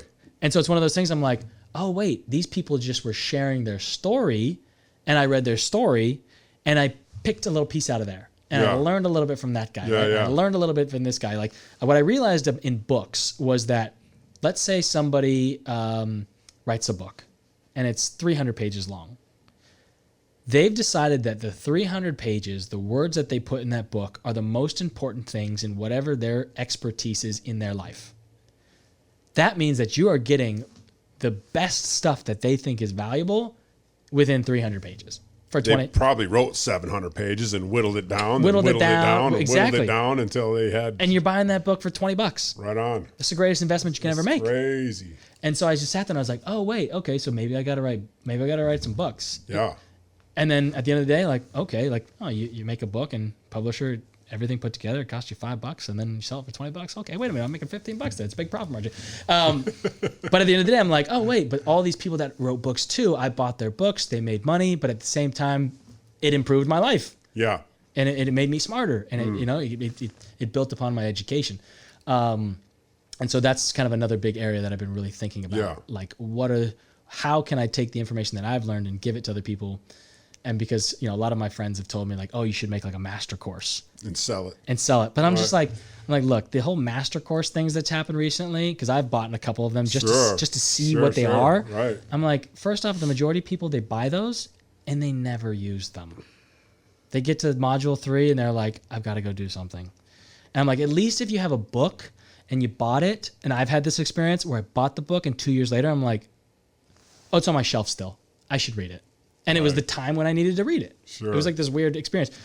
If you have a module that's on the internet, you forgot about it. Right. Instead of like a physical thing in the world that's like, oh, it's on the book stand. It's in the bookshelf. Sure. It's whatever kind of a thing. So yeah. Get audio book and start shooting it out there. Stuff like that, exactly. No. So I've just realized that there's all these people that have told their stories in like a format that's tangible. And that's impacted my life. And so, I just passed the buck forward. Right. Here's my stories. And these are the things that I think are all valuable and required for me, and some additional information that I learned along the way from certain people and mentors. Here you go. Like, so instead of you having to talk to the guy who created $1 billion hedge fund, I've already done it. And here are the 10 things that he told me that were massively huge mind shift. Mindset shifts. You're selling them like 5 years of your drive. Yeah. That they like, I guess I don't have to do that. I can just buy the book. Buy the book. Right. And so yeah, it's at the end of the day, you're thinking about I think about all these different things of like, okay, you've got to get something in return for your efforts. But at the same time, it's like right now what I do, I'm getting a lot back in return for my efforts, but I personally am not getting a tangible effect from the person buying it from me, in terms of like, they're buying it for speculative purposes into the future as an investment. We won't know if that's true or not for 50 years. Yeah. Right? Whereas like, if you had a book, somebody maybe sends you an email like, wow, I read this one section and this changed my life. This is the idea that I needed. Yeah. And I'm just like, because I've had different people as I've like talked to them, been like, dude, when we had that conversation and you said X, Y, and Z, the light bulb went off. Or like, holy shit, like you told me to do X, Y, and Z in my business, and now I'm more removed from my business, and I finally hired the sales guy, and holy shit, I didn't realize that I didn't need to be doing that. Right. And so like those have been really, really fun conversations to have, because all of a sudden it's like, oh, I just gave them some information from a conversation that we had. They applied the information and they got a tangible benefit, and then they returned that information to me, and it made me feel good. Exactly. And so, that's where I'm like, oh, how can I get more of that feeling? Yeah. And then make money at the same time. Yeah. And then you're just getting compensated in multiple different ways. Exactly. So, I mean, I've heard of people putting their information out there, not knowing really what's going to happen. Right. And then years later, they'll start getting letters. Oh my God, you've changed my life. Mm-hmm. Yeah. I never talked to my father after, now I'm got a great relationship with my kids. Right. And the guy that wrote is just crying. Like, I did that. Yeah. For them, unintentionally, but I really made a difference in thousands of people's lives. Yes, exactly. And he's crying like, oh my God, I just, I'm touched at what these people are sending. It's probably the same thing. Yeah. And so that's definitely like, I feel like a big piece where I'm like, oh, that would be really, really cool. Yeah. Because then you're impacting other people's lives. Exactly. In like, for example, like with my investors, I had one investor where we took $5,000 of his dollars and we turned it to $240,000. Right. That's absurd. That's crazy. He had a tangible benefit, and it changed his life. He was able to go to Europe with me for like 4 months. There you go. Right. And all of a sudden it's just like, he's like, oh my God, what have I been doing? He himself has learned so much through that process. Yeah. And at the end of the day, it's one of those things where it's like, oh wait, but there are still, I assisted him once in his life. Yeah. But now it's done. Taught him how to fish. Well, no, in the sense that it's like that one interaction that I had with him is no longer going to pay dividends of fulfillment for me. Right. Because, he may go on into the future and be like, oh, that one experience changed my life, but it's a set experience. Yeah. Whereas if you put like a story together and like share the information, then all of a sudden it's like maybe that one person gets the one awesome, experience, but then another person's like, holy shit, my entire trajectory has changed and I continue to keep learning these lessons and building upon all these different things. Right. So like I look at my investors when they, hey, super appreciative, thank you. That was like a one-time thing. It's like, especially from investors, it was like, put my money here, I made the money and I'm out. Put my money here, made the money and I'm out. Yeah. So like they got a one-time benefit, I got a one-time benefit. But if I feel like if you're giving information, that's now going to become ingrained in somebody's mindset, and then they're going to apply that over and over and over again, and they're going to be like, "Holy shit! Every time I use this day in and day out in my business." So you're like continually getting that that fulfillment, so to speak. And you'll get that years later. It could be years later. I mean, I could, look what I've built. Right. From just the stupid information you gave me. Right. It seemed stupid at the time, but wow, where it took me, I will see that. I have definitely had conversations with people that I would say are much smarter than me, and they'll tell me some information, and I'm like, "What the hell did you just tell me? You want me to do what? You want me to pitch this how? Like that sounds ridiculous." Right. And then all of a sudden, it's just like a couple years later, a couple months later, or I'll utilize their information and take action on it, and I'll just be like, "Oh, that was brilliant." Right. That was fucking brilliant. You know what I mean? Like, and the fact that I was so hesitant to do it is just because, I had never heard of it before. I had never heard anybody talk about that way to do it before, but it had way more profound effects than anything else. Right. Just didn't match the old. Right. Yeah. So it can't be right. Yeah. No, exactly. Right. So I was like, no, nothing else. Nobody else says this kind of stuff. Yeah. You know that? And they're just like, well, that whole thing revolves around your whole business. It's like that didn't exist before. Mm-hmm. Because why? If it's not there, then it must not be able to be done. Right. Exactly. If nobody's doing it, there's a billion people here. Yeah. There's got to be a reason why that's not possible. Right. Yep. And you were like, wow, we'll see about that. Yep. But I think that's another big thing that a lot of, I've always been very willing to ask questions to people. Yeah. And be willing to be like, oh, I have no idea. Like say, I don't know. When I was younger, I'd always be like, I know. Yeah. My parents would literally like charge me a quarter because they were just like, don't say that. Yeah. You know what I mean? Like sometimes either play dumb or let the person explain. Yeah, right. You'll learn something new. Right. But then I learned as I got older, like, ask questions. And even if someone says like, oh, do you know X, Y, and Z? Just even if you do, oh no, tell me about it. Right. And then you're going to get their perspective on it. Right. So I've always been really willing. Build a friendship too. That too, right? Because it feels good. Just yeah. talk. Yeah. And so like I would definitely say that I've always been willing to listen to other people and then seek out, not only like after I do listen to them, fact check it, read other sources, put it all together in maybe a very fast manner, like do it very, like take action immediately on it. Sure. And then all of a sudden be like, okay, I can change my behavior. And I think that comes from my athletics where it was like, okay, I just jumped 17 feet, but what are the guys who are jumping 18 feet? How much are they lifting? How fast are they running? What are their workouts are they doing? Are they doing a better diet? What are they looking at? What are they doing to improve their performances? Right. And so I look at that as like, okay, I've done X, Y, and Z to get here to this level. Yeah. Do I need to add something in order to get to the next level? Yeah. And it's like, okay, yeah, I could add something and that will improve me. Or, so you're constantly looking for information to better yourself or better your business. Exactly. Just continually growing and growing and growing and growing. Yeah. I don't know. I've always kind of had like an insatiable appetite for improvement, I would say. Yeah, that's got to be from sports. Yeah. My brother's wife she was on her way to the Olympics as a figure skater. Okay. Back in the early 80s. And she took a nasty, but she never went to school. She was on the ice. She was tutored all the way through school. You know what I mean? One of these type of things. And got close to the Olympics and blew her knee out. Wow. So she couldn't do it. So she went into medical school and went through the roof. She's writing papers for Clinton. Right. She's writing, it's like there's a drive and a dedication to that woman. Yeah.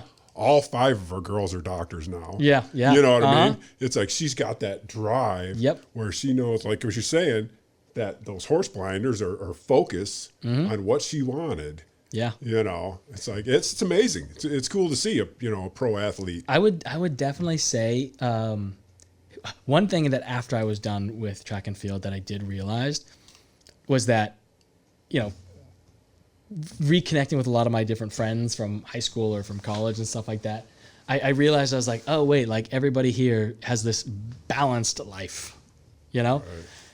And I just like you said, like this insatiable focus. Right. It was one of those things where I was like, okay, like how do I learn to relax? Right. How do I just learn to relax a little bit so that I can just enjoy this lunch with my friends? You know what Most I mean? people need to learn how to get engaged. Right. And get engaged, get excited, and take action and a bunch of other stuff. That's just your 24/7. And so I was like, it's been an interesting experience over the last 2 years because even the thought of, not working out for 4 hours a day, it's just kind of like, I would go to the gym and I'd be like, what am I supposed to do here? So everybody here is just like, you're just working out to look good, not to perform. Right. This is very odd to me. This is odd to me, And then I would talk to my other friends. Is this going to make you go faster? Yeah, then I talked to my other friends who are, done with track and field. And they're all just like, dude, have you gone to the gym yet? And been like, what the fuck am I doing here? Really? Yes. Because they're all just like, nice. They're like, yeah, I'm not really sure. When we would train, we would be like, okay, on this week, we're power cleaning 140 kilos. Okay, next week, well, we got to push it to 142 or 145 kilos. Yeah. We got to improve next week, right. And then, my friend would be like, dude, these people have been doing the same reps for 3 months. They're on this rep cycle. And what am I supposed to do? I'm like, okay, should we go up? And they're like, no, we're working on our tone. You know what I mean? My fucking tone. I'm trying to get stronger here, right? And then all of a sudden, so it's actually been a really cool experience with a lot of my friends who were also in athletics with me, to us being like, oh yeah, there's other ways of doing these things that we've been doing, and maybe we were just a little bit obsessive over how we did it, but maybe that's why we were able to achieve so much. Yeah. And why you were such good friends. And why we were good friends, right? You had the same we just connected mindset and everything. Exactly. Sure. But I definitely have found that in a lot of the guys who I've looked up to in business, that they people that have built businesses and entrepreneurs that I've met, it's all that they've had this very insatiable appetite to be like, oh no, I need to build this thing, and they had a strong why of because I've got a family and I need to provide for my family and send my kids to school, or it's like, oh, they've got a bigger mission involved. They've got to donate back to their college or donate back to their high school, or there's something that's motivating them, and I'm like, oh, in track and field, we were motivated by the status of I'm on the top of the podium, and that was our carrot. Yeah. Whereas in the business world, it's like, oh wait, what's my carrot here? I have to decide for myself what that carrot is. Yeah, yeah. And so that's been a whole other thing. It could be ever changing too. It could be ever changing. It almost has to be, otherwise, especially being a sports guy, you need change. Right. And so you can't be chasing that same carrot. And so I felt like when I was first starting the business, it was literally just oh well, I'm just supposed to make a fuck ton of money. Yeah. That's it. Right. That's the game, and I'm gonna win the game. Yeah. And then all of a sudden you're just like, oh wait, they're learning the rest of this shit on the way. Whatever. Exactly. Right? Yeah. And so now I'm just like, oh wait, okay. And actually, I had this really interesting conversation with one of my good friends. And he sat me down when I was 26 years old, and he had built $1 billion hedge fund. And he was like, John, what motivates you? So at that age, I was like, oh, I just want to make a bunch of money. And he's like, I'm going to save you a lot of stress, a lot of grief. He's like, you may not understand this right now. Yeah. But in the future, it may come into play. Yeah. He's like, just think about what kind of life that you would like and realize that it's just a set of numbers. It's all just ones and zeros and tens and hundreds.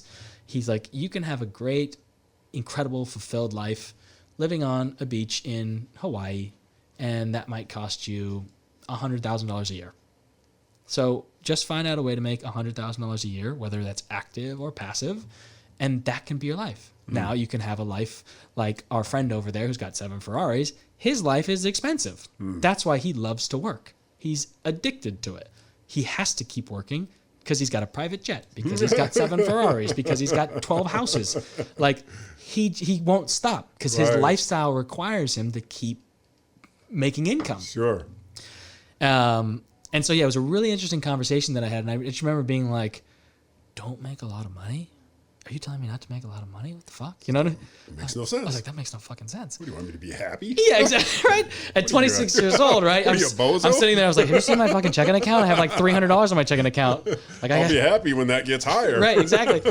Doesn't work that way. But I feel like as these last couple of years and the business really just exploded with everything, all of a sudden I'm like, oh, I'm starting to understand what he meant by that. And I'm starting to understand where he's saying, like, it's all about being fulfilled and being content and being happy. Right. And I'm like, oh, okay, where do I get those things from now? And he, at the end of the day, he's like, I'm going to save you a lot of grief that took me until I was 45 to learn. Yeah. Because he was building hedge funds and a bunch of other stuff. So he's 45, and here I am being 26, and I'm 31 now, and I'm like, oh shoot, I'm ahead of the curve. Okay, right. I'm winning the game a little bit better because I had better access than him. And even now, like, I talk to him probably 2 or 3 times a week. Really? And it's really cool because all of a sudden I'm like starting to be like, oh, this guy's helped me out tremendously for things that he's said to me and shared with me. And at the end of the day, he never wrote a book. He didn't do podcasts. He didn't do any of these different things. And I'm just like, oh, I have all these different conversations that I had with him. Could I put that in a book and give it to other people? Right. And all of a sudden they're just like, oh, it's not about all these things, right? But then you also think like, oh, well, that guy has $20 million in cash in a bank account, so it's easy for him to say. You know what I mean? Yeah, right. So there's like different ways of looking at it. But I think that's the other part of kind of like the entrepreneur's life. It's like, oh, wait, what are you trying to build here? It's like a very creative path, so to speak. Yeah, right. You know, I'm a big fan of Mike Rowe. I don't know if that is. Mike Rowe, I've heard that name. He's got Dirty Jobs. Yes. Remember that guy? Yes. And he talks a lot about what we're talking about now, you know. And I was talking to change the subject a little bit. I was having a podcast with a airline pilot. Okay. And he was saying that, you know, he was trying to help one of his cousins through. And he's like, well, I want to fly a plane like you do. It's like, but there was so many steps it took to get to where I am. Right. And it was a freaking blast. Don't miss that. The journey. Yes. To get to where you want to go, man. Yes. You know, be of service. Right. Otherwise, you're worthless. Yeah. You know, you're being of service to some people a little bit, but I think you're going to find finding yourself now where I need to be a little bit more. Correct. Writing the book or putting something together. It's like, how can I serve my fellow humans? Right. 100%. And help them just get up a little bit. Right. You know, so I think that's really neat. And I think one big piece of it is that, like, so for example, one of my my last pole vault coach, I remember we were talking one day, and he was like, you know, John, while you're a pole vaulter, you have to be very selfish because you've got a certain time frame that you can do these things and perform at your optimal levels. Once you become a father, you have to be very selfless. And I remember just like listening to him and like only now thinking about it, I was like, okay, yeah, no, like in track and field, it was very selfish. Just like, oh, you're having a party, you know, your birthday party's next week. Sorry, I've got practice the next morning. You know, like I've got to be up at 7:00 and I got to be ready to go. Like I'm not coming to your birthday. Yeah. Like, oh, your wedding's next week. Sorry, I can't make it. Like my track meets the day before and or like it's the day after. And so like, especially the original business that I built was also selfishly built in the sense that it was like, oh, I need to be able to fund my life for pole vault. So then once I was done with pole vault and I was doing it, it was literally just like, oh, it's all just for me here. And then that's exactly the kind of the evolution of just like, oh, wait, there's these other things. Feeling kind of hollow, even though I got all this stuff done. Exactly. What am I missing? And so that's also been kind of the segue into the, you know, what we've been talking about. Sure. Where it's just like, oh, wait, there's these other things. And how do you blend them all together so that you can be more fulfilled, you can help other people, they can benefit, you can benefit, and it's just a better path forward, so to speak. I don't know if my first stop would have been Walmart, though. The reason... Bro, you're starting at the bottom. The reason it's Walmart is I realized... So here's the interesting thing. So when we were over in Europe, we were there for 4 months, and if you go to Amazon.com... Yeah. They have it in Europe. Do they? Yeah, of course. But you're not getting Amazon Prime. you're not getting it delivered next morning. Oh, I see. Right. So the convenience factor is not there. Uh-huh. Let's say that you walk by a butcher shop or a bakery shop. It'll say that, oh, yeah, we're open tomorrow at 9 a.m. You show up at 9 a.m. It's still closed. Really? They open up at 11 because they're like, oh, I had a slow morning. Yeah. And you're like, okay. Or the sign will say, oh, we're open on Tuesdays. They're closed on Tuesday. Right. Or you show up and you need something at 8 o'clock at night. All the stores are closed. God, they rolled up the sidewalks. Everything's done, right? And so I was just like sitting there, and then when I came back to America, I was like, oh, it's so nice. I can walk into any store at any time. It's open 24 hours. But then I started being like, oh, shit, this person hasn't been able to go home. Or this person's working his second shift. Right. Or this person, it was just a complete different mind shift where, you had been in America for so long. And I'd been to Europe before as a kid, but I wasn't thinking the same way that I think now. Right. So all of a sudden, it's like in America, you're like, oh, this is just normal. But then you go over to these other countries in these little villages or even big towns, big cities, and you're like, oh, wait, these people have a very different outlook on life. They have a very different structure of their lives. Sure. And then when I came back to America, I was like, oh, this person does not look happy to be doing this. Yeah. This person is not satisfied doing this. He feels helpless, or he does not think that he can move himself up. And I believe that if he had the right set of information and understood and was more aware of some different things, that he can improve his life. Yeah. And so, it was me going to Walmart was really just one of those things I was like, oh, wait a minute. Walmart is America. That's like the vast majority of Americans. It is. And I was like, that's where I gotta go. You're right. I gotta go there, You're you know? right, man. So I went to Walmart, Costco, Target, sure, kind of just the big box stores. Yeah. And then I was just like, Jesus, these things are incredible. There's no big box stores over here in Europe. Right. Yeah, that's true too. So yeah, you hear about people that come back from Germany and it's like, God, they're out at 4, they took a 2-hour lunch and they got way more done than I did. Mm-hmm. They're more productive than we are. Yep. I was like, how's that possible? But it must be just that. Or they take the entire month of August off.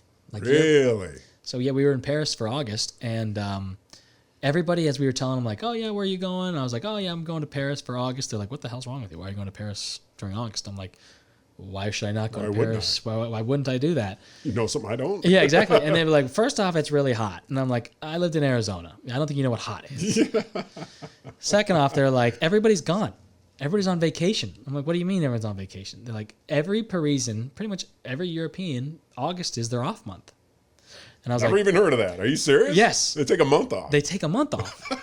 And so we show up to Paris, and I'm looking around and there's some shops open. Yeah. And but most of the shops are not. Most of the restaurants are not. And at the time when we first got there, we didn't know any difference, right? So we're just kind of like, well, we've got everything that we need. We got the butcher, we got the cheese place, we got the bakery, we got all these different things, we got the restaurants, the cafes. And we would ride our bikes through the streets of Paris and do all these different activities during the day. And there were no cars on the road, right? And so one of our buddies who actually grew up with us here in Salinas, he lives over there now, and he was like, oh, this isn't normal. Everyone's on vacation. And we're like, well, it seems like everybody's just, it's enough. He's like, if you were here in September, you'd realize that nobody's here. So I stuck around a couple more days into September, and all of a sudden I was like, oh, everybody was out of this town. Really? There was nobody here. No kidding. I'm riding my bike and I'm getting honked at on the street because all of a sudden it's like, there were no cars on this road for the last 3 weeks, and now there's everybody here. Everybody's or back. this road that I lived on, I had a balcony and I could peek my head out over the balcony and I could legitimately see, this entire street, and then you could see the Eiffel Tower. And there was probably maybe 6 restaurants that were open through all of August. Well, all of us, and they all put their chairs in front. So you literally you're sitting on the cobblestone and you're enjoying it and you're watching everybody do the walkway because it's a very touristy street. And all of a sudden I was like, holy shit, there's 20 restaurants here. I'm seeing thousands of chairs sitting there and there's tons of people there now. I didn't even know what I was missing. 2 weeks ago it was 6. 2 weeks ago there were 6, and now there's legitimately 20 restaurants all opened, And so then it was one of those things where I was like, oh, this is what other people know that I just didn't. And they were all Europeans, right? We'd just be talking to different people that we met along the way, and they would all just say the same thing, why are you going to Paris in August? That's the worst place to go. No one's going to be there, Right. I'm an American. I'd be like, kick ass. Everybody else is going to close? Right. I'm going to stay open. Yeah, exactly, right? I'll be the only place open. Yeah. I mean, that's an American I'm going to capitalize on this, right? Right? I'm opening the only 24-hour store here. I'm bringing America to Europe. That's right. But yeah, they have a very different lifestyle than Americans, and there are definitely some really positive aspects of it. There's other pieces that they're not negative at the end of the day, but they're different. Different, right. But I would definitely say that most of the people there, it's a much more relaxed place to be, where people are like, it seemed like, maybe it was just the places that we went, but it just seemed like there was more of like, hey, let's just go to the cafe for 3 hours during our lunch break. No kidding. And just hang out, smoke a cigarette, right on. drink a beer, yeah, and eat some caviar, kind of a thing. Right. And then whereas it just seems like in America, you have your lunch meeting, but it's like, hey, we got 45 minutes, we're gonna knock this stuff out, and then we're gonna pay the bill, and we're gonna get out of here and go back to the office. Mark your set, go. Right, exactly. Right? It's just like, hey, my boss is already emailing me 6 times and he wants me to answer 10 minutes ago. Yeah. So yeah, it was definitely interesting getting that aspect of just realizing that, oh wait, no, these are different cultures and they have different ideas of how things should work and how their lives should be run and stuff like that. And the whole August thing being off was like, whoa, everybody's off. Like restaurants, they close their doors. People, if you work as a hostess or a waiter, you're taking your month off. You work at the bakery, you're taking the month off. Really? Like, everybody. You drive a cab, month off. Dang. Yeah. Got to stack your cash and kind of plan for that, I guess. I don't really know how all that piece works, but at the end of the day, they seem to make it work somehow. Divide it up and still pay them during those weeks. I don't know. Right. I don't know. That's crazy. Yeah. You wouldn't be able to do that with Americans. Give them a month off, they'd starve to death. Yeah. I don't know what would really happen. That'd be kind of scary. Yeah. But yeah. Where else did you go? You were in Paris, and then. So we started off. You said Europe. Did you get Spain and? Yep. So did you? I started the whole trip off. One of my friends owns a diving company, like a tourist diving company. So he charters like catamarans, and then he'll fill the catamarans with different people. And so and obviously a big piece of it is scuba diving. So for a whole week, we went down to the Bahamas, and then we went on this catamaran, and we did like this cool diving trip in Antigua. And then from there, I flew to Barcelona. And then in Barcelona, I got a 2-bedroom apartment. And I usually get like a 2-bedroom in all these places that I go. And I just tell my friends, like, come visit me. Got a room. Because otherwise, like, I don't know what the hell I'm going to do for a whole month. I'm bored. I'll fly you out, man. Yeah, exactly, right? Get here. So we went to Barcelona all of June. And then after June, we did kind of like a little jump around. So I went to like Stockholm, I went to Amsterdam, and then did some Italy. And then we did like 2 weeks in Switzerland. And then after that, then went to Paris all of August. So July, we did like a variety of different places. Then Paris all of August, and then London all of September. And then I got back to America like the second week of October after doing like a couple different places in Canada and like northeastern, in northeast the U.S. But yeah, so hit all those different places. I would definitely say like of all the areas over in Europe that at least I went to, Stockholm and Switzerland are like absolutely incredible places that I would definitely recommend people to go and visit and just experience. Like it's a different world out there, And I've had like 3 clients in the last month tell me they either have or they are going on this river cruise through Europe, starting in Amsterdam and going up through Germany and Turkey. And I'm like, I've never been out of America. Right. It's like at that, I can't even imagine. That's got to be the coolest thing ever. So I'm saving my nickels right now so I can maybe do that.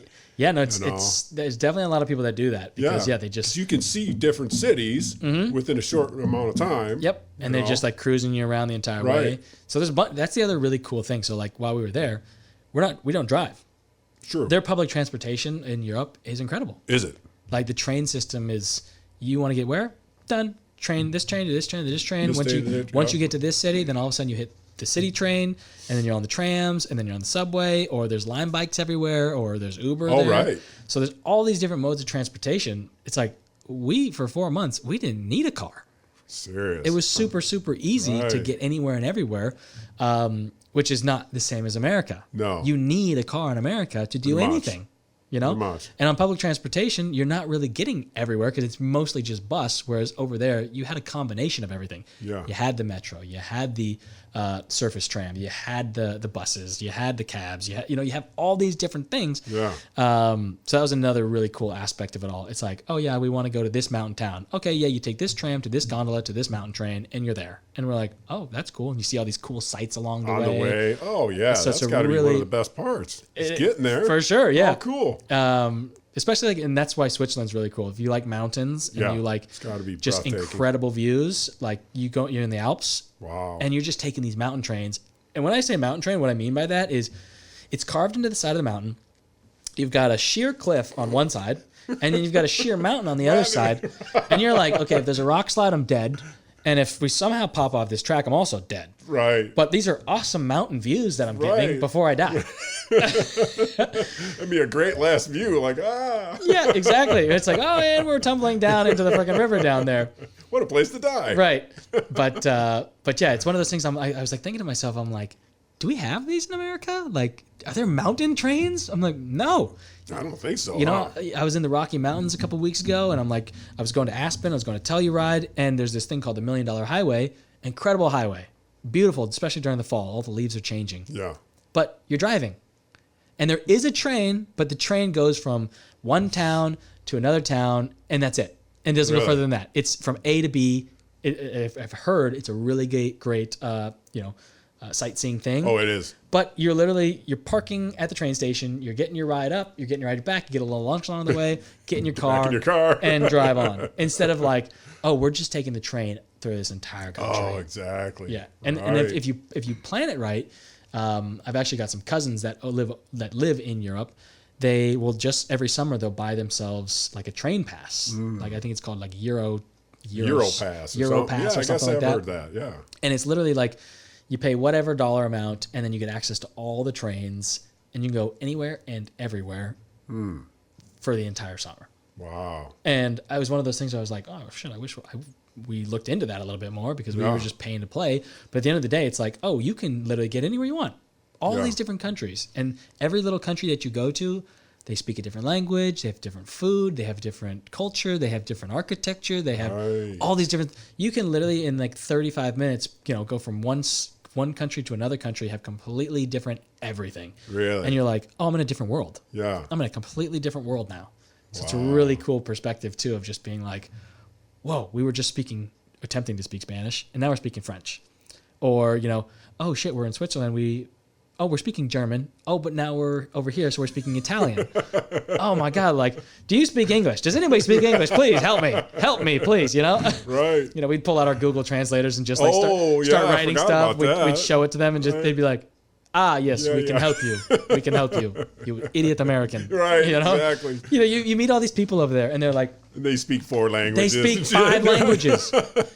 How many languages do you speak? Well, I attempt to speak English. I'm still working on that. You know what I I mean? You speak English, you speak Greek, and every other. I mean, it's a combination of all kinds of things. My favorite thing is I traveled with my grandfather once, and we went to, where did we go? We were in Denmark.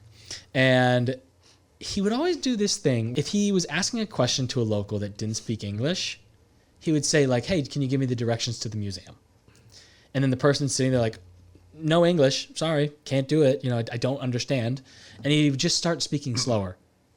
Do you know the way to the museum?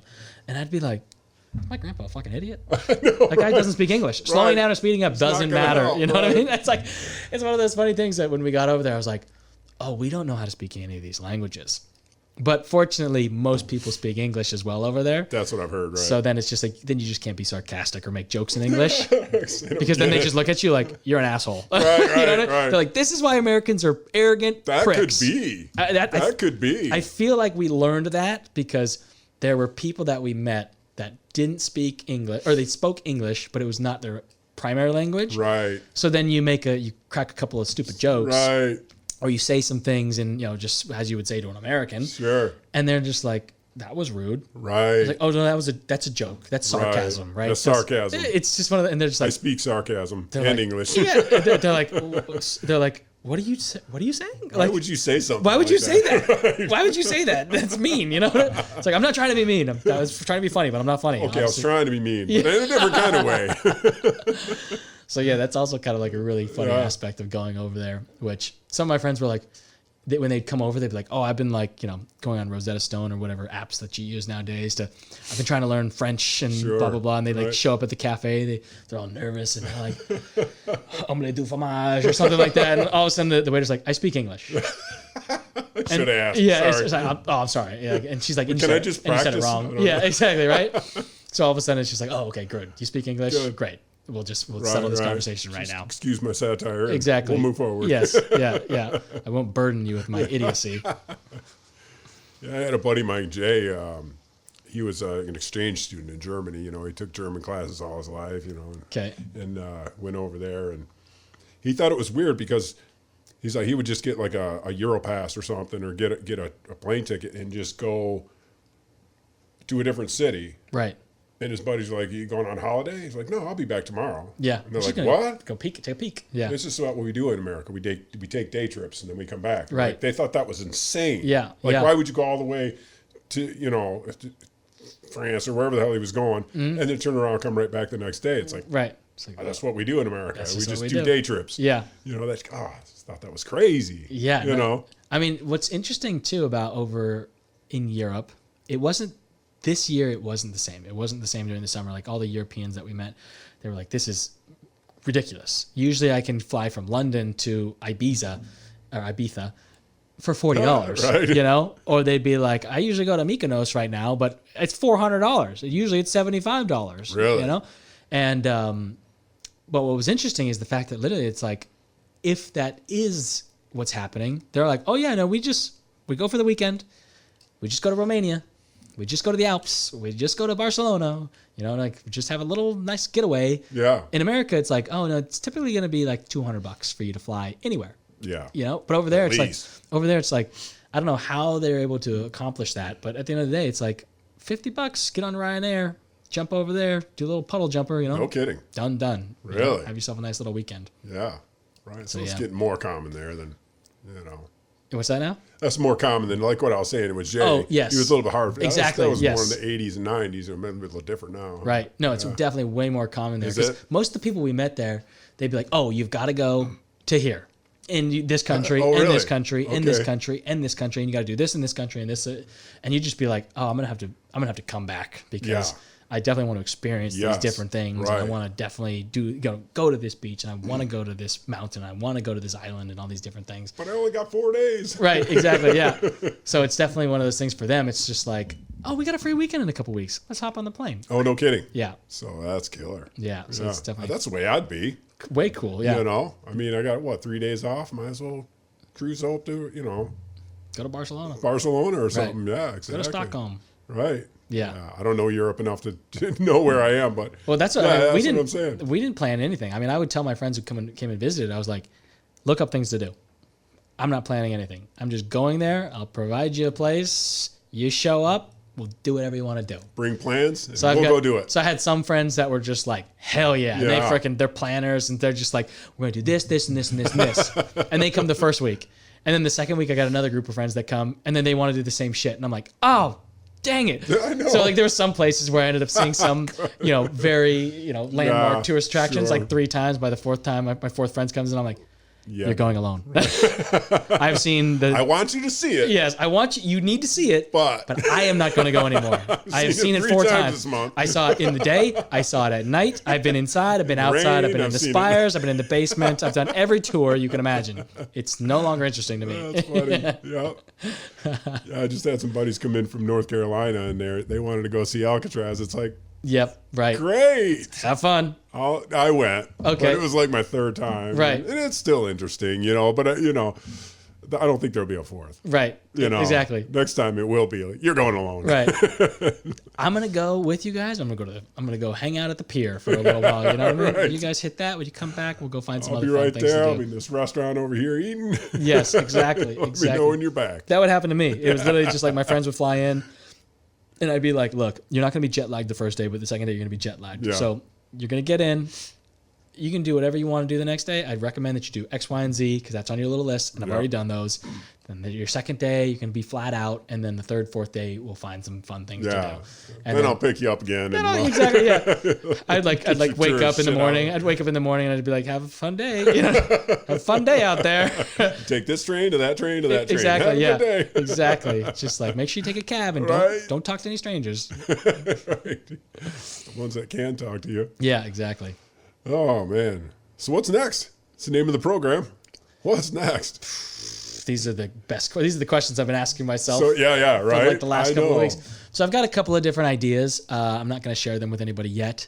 But at the end of the day, I've got some really interesting ideas that I'm working on that are going to kind of build upon what we've been talking here, which are going to be like they can help other people, that are going to make good income, they're going to afford the lifestyle I still have, and then obviously the goal will be to continue to improve upon it. And so it's definitely interesting because they are products and services, or a business really, that I've been interested in for a long time, but obviously I've never done anything in it, and I actually don't know anybody who's in it as well. So like my entire life, I've known people in real estate. My dad was in real estate. My grandfather was in real estate. So I kind of grew up with that. That was the family. That was the conversation at the dinner table. Sure, right. So these new ones, as I kind of dig into the information and talk to these different manufacturers of these different things, I sit there and I'm just like, oh, this is a whole new fucking world. This is a whole new unique thing. And I'm like, well, I want to get this thing out. But at the same time, I'm like, I have to slow down a little bit. So it's more of a tangible thing. It's a tangible thing. It's not like the Okay. It's a tangible thing. It's a whole different thing for you. Bro. It's a tangible thing that people will buy, and at the end of the day, it will actually provide a really good benefit to them. I'm actually having a few friends right now test out kind of like called a beta version of what it is. Sure. And they've actually all, from the small studies of utilizing this, have had improvements in their current lives. I see. And so I sit there and I'm just like, are they having placebo effect, or is this real? And so like, it also comes with a lot of my background in athletics. Well, kudos for you for caring. Right. Most people wouldn't. Yeah. Like whatever, just buy it. Right. I'll deal with that later. And so like, it's basically, long story short, it's something that you can ingest, like a bunch of supplements, put in a certain protocol that you can test on lab tests if your lab tests are improving or not. Right. And so I've actually been having some friends, they're my guinea pigs, so to speak. Right. But I've been doing this protocol for about a month now. Okay, yeah. And for me, I've had these really interesting kind of physical and mental changes that I just thought were I was like, oh, this is just how I always feel. But now going through this specific set of protocols, I've been like, oh, wait, I feel very calm. I feel very relaxed. I feel like I just feel different. Yeah. But it's good different, right? Right. And so I've had about 3 different friends, and they're now on it, and they're kind of my guinea pigs, as I've been saying. And like we do blood tests and lab tests and stuff like that. And I'm like, wait a minute. Okay. After they go through the protocol after a few months and we retest them, like, do they have any benefits? Are they seeing the same things that I'm seeing? Like, could this be something that we scale out, and then it's a product at the end of the day that people buy. Sure. And it can be like a monthly subscription thing where, it gets automatically delivered to you every single month. And so going through that process, it's really, really interesting because, one, I have no idea. I've never met a single person in this industry. And so it's a whole new learning experience for me. But at the same time, I'm like, hey, this can help. It's relatable to a lot of different people, especially where my friends are in their lives. They're just kind of like, oh, my invincibility feelings are gone. Sure. Right. I got a buddy that's pretty deep into that business. So right. Yeah, it's basically like the biohacking kind of stuff. Yeah. Where you basically you're changing a lot of it can change your mentality, your physicality. It can change all these different things. And then I realized that there were these basically 4 different doctors that they were running this protocol in all of their different patients for them as a clinical doctor. And obviously in the literature that they provide, they don't just say, here's the protocol, because at the end of the day, there's a lot of, malpractice and liability. Sure. Like not just to diagnose, but I was like, oh wait, but they're buying it from these manufacturers over here. But then also there's other people that are selling these things, but they're not good marketers.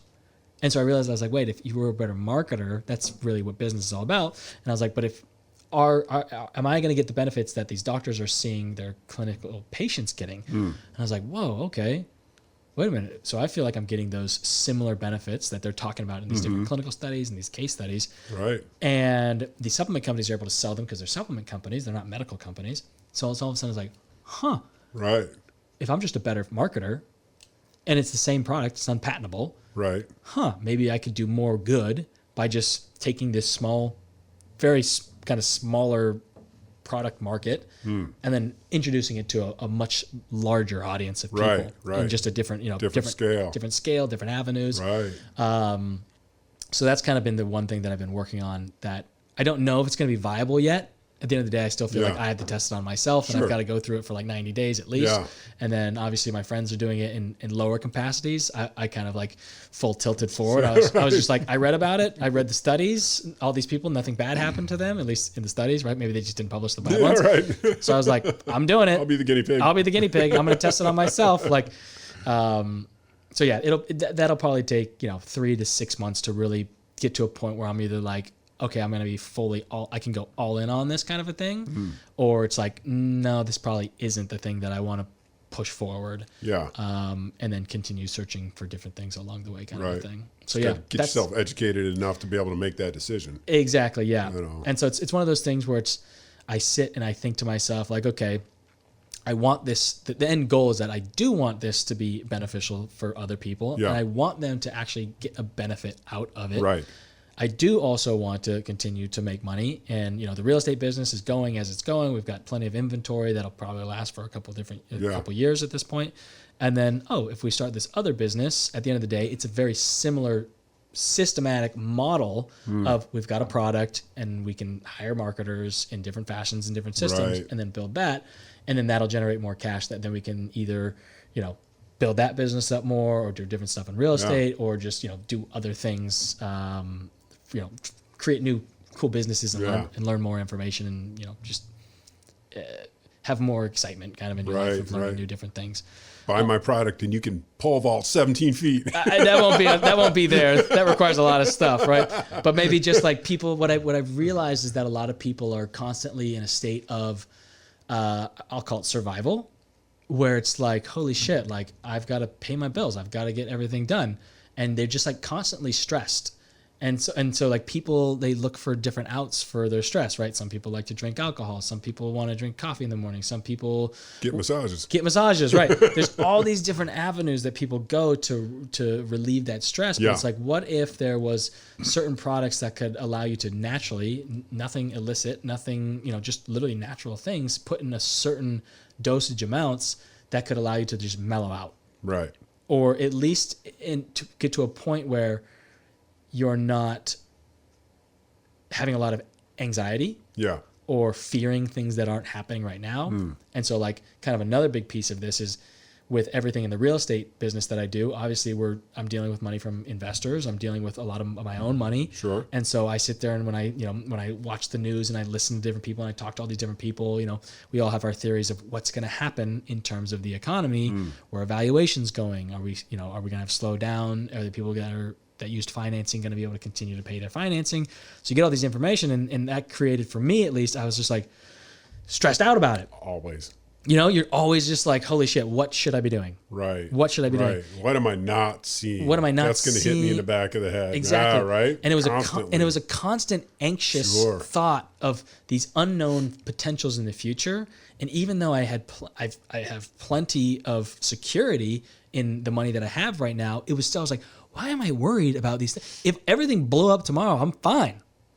But at the end of the day, I was like, I just am anxious about these things. And then, so it was interesting because once I found all these different protocols, or this one protocol, and I started going on it, I was like, why do I feel like I have a lot of clarity and a lot of focus and a lot of ability to be like, okay, that's a fear. How can I mitigate that fear and not make an emotional decision of, fuck it, sell it all. Right. Discount all the prices. Out of fear. Unload everything, right? Take a little bit more, a step back approach and be like, okay, let's logically be able to think through all of these different things. And then I was like, oh, wait, okay, I got a lot of benefit from this protocol that I'm on. Mm-hmm.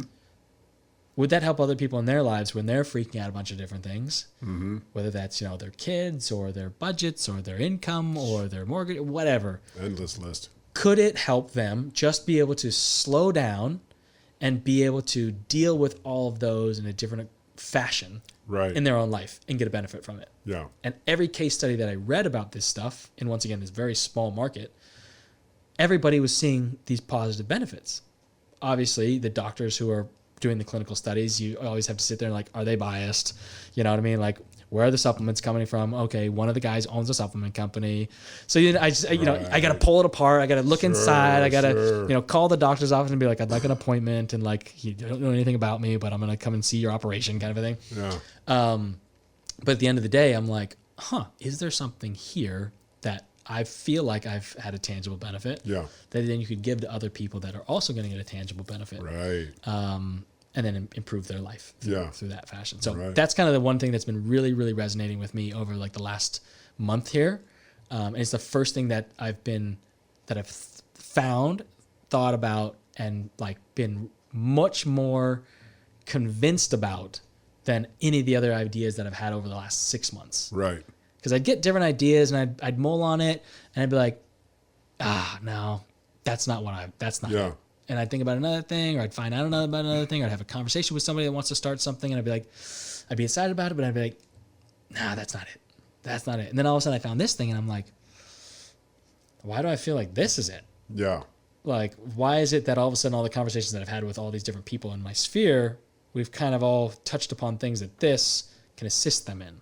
All of them. All of them. What? And it's just one thing after another. And it kind of goes back to my friend who built the $1 billion hedge fund. Mm-hmm. I called him about this, and he had literally, like within the last week, when I talked to him about this, bought a similar protocol. No kidding. That was not the full thing. Yeah. But a piece of it. Sure. And I was like, hold on, you did this too? And he's like, I just been feeling a certain type of way and blah, blah, blah, blah, blah. And I was like, holy shit, this isn't just me. Right. And this isn't just him. And he had positive results? He hadn't done it yet. Oh, he hadn't done it yet. He hadn't gone all the way through yet. Okay. He had just seen something and then bought it. And then whether he was going to take it or not, he's like, I bought it, but I want to read more about it. And I want to learn more about it. I see. And then all of a sudden I was talking to him about it. He's like, if this is something you're interested in, I would definitely be willing to back you as well. Sure. And I'm like sitting there being like, hey, this could be a fun thing between the two of us. Yeah. You know? First of all, what did you buy? And who does their marketing? Right. Because they got it to you. Right. Exactly. I want to know everything that guy knows. Right. First of all. And so those are the things too, where I was just, and then what's interesting is like, even today I was talking with a friend and he was telling me some stuff that him and his wife have been going through. And I'm like, shit, like all these clinical studies that I've read and all these books that I've read on this certain thing, you should read these books, buddy. He's one of my friends that I've known since 6th grade. Sure. And I'm like, read these, and I'm coming over to your house this weekend. We're going to fucking just talk about it. Right. And I'm just kind of like sitting there being like, oh, more people are experiencing these certain things that this specific fucking doctor, it's when I sit there and I think to myself, I'm like, is there a trend here? Yeah. Is there something here that you could get in today and be a good marketer at it and take up a lot of market share today that then will be expansive because people are questioning this, like, oh, I just need something for X, Y, and Z, or this and this and this. And all of a sudden, it's just like, that's the product that seems to help all of these different people with these different problems. And so it's like, oh, wait, all of a sudden that person's talking about it. And that person's talking about it. Or they're not talking about it, but they're talking about the symptoms of it. Ah, right. And I'm like, oh, this is interesting that it's all coming into play at one time. Yeah, why is all this hitting me all at the same time? At the same time. Right. That's the way life is, man. Exactly. You better pay attention. And that's, for me, I've been like, this stuff has allowed me to kind of pay attention instead of being worried about all this other stuff. And I'm like, oh, is that like a fate thing? Is that a destiny thing? Is that like divine intervention kind of a thing? Out loud, exactly, right. But it's just kind of one of those things where it's like, why is this all coming to me now? Right. And it's different parts of it, like the other one. Right. Like all these pieces are falling in my lap and going, okay, I have to put this together. Exactly. And so it's been one of those interesting things where for the last month, it's been like, oh no, like the more I read and the more I talk to people, I'm like, oh, I think there's something here. I think there's really something here. And even if it's like, we've got to start this, it seems like to start this thing is like $50,000. And it's just kind of one of those things like, okay, well, you know what? The worst thing that happens is I've got all this freaking product. Oh, I just donate the product. Right. And I'm just kind of like, okay, that's the risk. Okay, well, shoot, like, I guess I just got to make sure that, if I'm buying it from a manufacturer who's putting it all together, how do I test it? How do I make sure that they're actually making what I fucking tell them to make? Yeah. I got to trust them. Yeah, you know what I mean? Right. It's like, I got to go inspect this warehouse. I got to go inspect this manufacturing warehouse. Like, this is gonna be going to people. You know what I mean? Like, so that's a whole other thing. With my name or with my ID name, on right? it, anyways. Exactly. Like the company that I control is going to be selling this to people. Whereas what's crazy about the land stuff, it was all about. I never looked at the property. I never went to the property. We just like a Google aerial views. Right. So super remote, right? Yeah. This in the beginning, it's like, oh no, I've got to do some real investigation because you're going to be dealing with stuff that people are going to be ingesting and people are going to be like having, right. They're There's going to be always going to utilizing be it. somebody with a problem. Exactly. And so that's the thing. You're not going to get away from that. Somebody's going to sue you. Somebody's exactly. And those are the other things that I sit there. You're not supposed to swallow the cap of the bottle or something. Right, I don't know. And those are the other things where I'm just like, since it's a completely foreign industry, I'm like sitting there thinking to myself, I'm like, what do I don't know a lot. Yeah. So I need to bring myself up to speed on that, talk to the right people, and make sure that you're creating something safe and effective for people. Yeah. But at the same time, covering all of your bases. Right. And it's just like, oh, how are we going to set these entities up, right? There's going to be a company that sells it, a company that manufactures it, and then there's going to be an exchange at some place, but you got to make sure the entity that holds, all the financial backing isn't going to be the one getting sued. And marketing. Exactly. There's going to be all these different things. And so I'm just like, holy shit, like I'm rebuilding a whole fucking new business, but it's not as hard as it was the first one because I can pick and pull from that. Sure. But it's so different that at the end of the day, I'm like, did I cover all my bases? Am I thinking this correctly? It's a human element. Is the plan here? Is the structure here? Yeah. Shit, is it gonna fucking work? You know what I mean? Like at least in land and in real estate, what you can do is it's easy to find market value if you know where to look. Is it? For example, like Zillow is not the best place to get valuations, but if I went and I looked at a house on Zillow, 90% of the time, the price is going to be correct. Right. Because of the houses around it. Because the houses around it and the algorithm is so sophisticated. Piece of land out in the middle of nowhere. Very difficult to come. How do you do that? That was what I was really good at. Market analysis on the 5 acres next door. That is exactly why I was really good at land because I had so many properties. I set the market. I see. So it was one of those things. So it was like you're like monopolizing a market.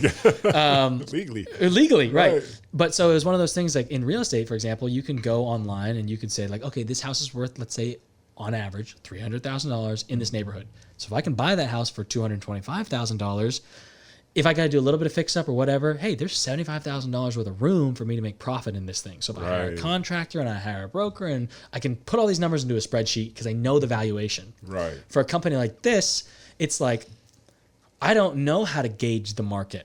I don't know. There is no market. You got to invent your own market. You have to create a market. So you have to grab all this attention from people. Yeah. So it's like, okay, like what are the buzzwords or the marketing terms or how, who are the people, who are the end users of this? Oh, wait, okay, there's all these different types of end users.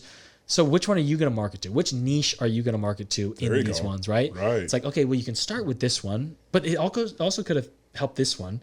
But it's like, who are you going to get in the very beginning of a young company? Who's going to be the best place for your marketing dollars to be spent? Right. Because you don't want to send it to Group C if Group A is going to be more willing to buy it than Group C. Yeah. So like thinking about all those different types of people that would want to purchase the product. Yeah, and would be open to spend their hard-earned cash on it. Exactly.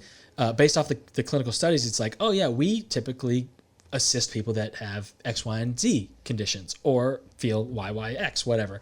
And so it's like, oh, okay, so you need to go really deep into that market and spend your marketing dollars in the beginning very, very efficiently. And then from there, then you can spread out. Right. Because then once you have like some repeat customers in that market and you're entrenched, now you got some good cash flow, you get some good results, your numbers are becoming more clear. So then it's like, oh, here now we're creating this little ecosystem, this little market that we can then build upon our knowledge here. Right now, I'm literally just kind of like, I know what product I want to build. I'm finding the manufacturer that I want to make it. We're getting the legal entity, all that kind of stuff put together.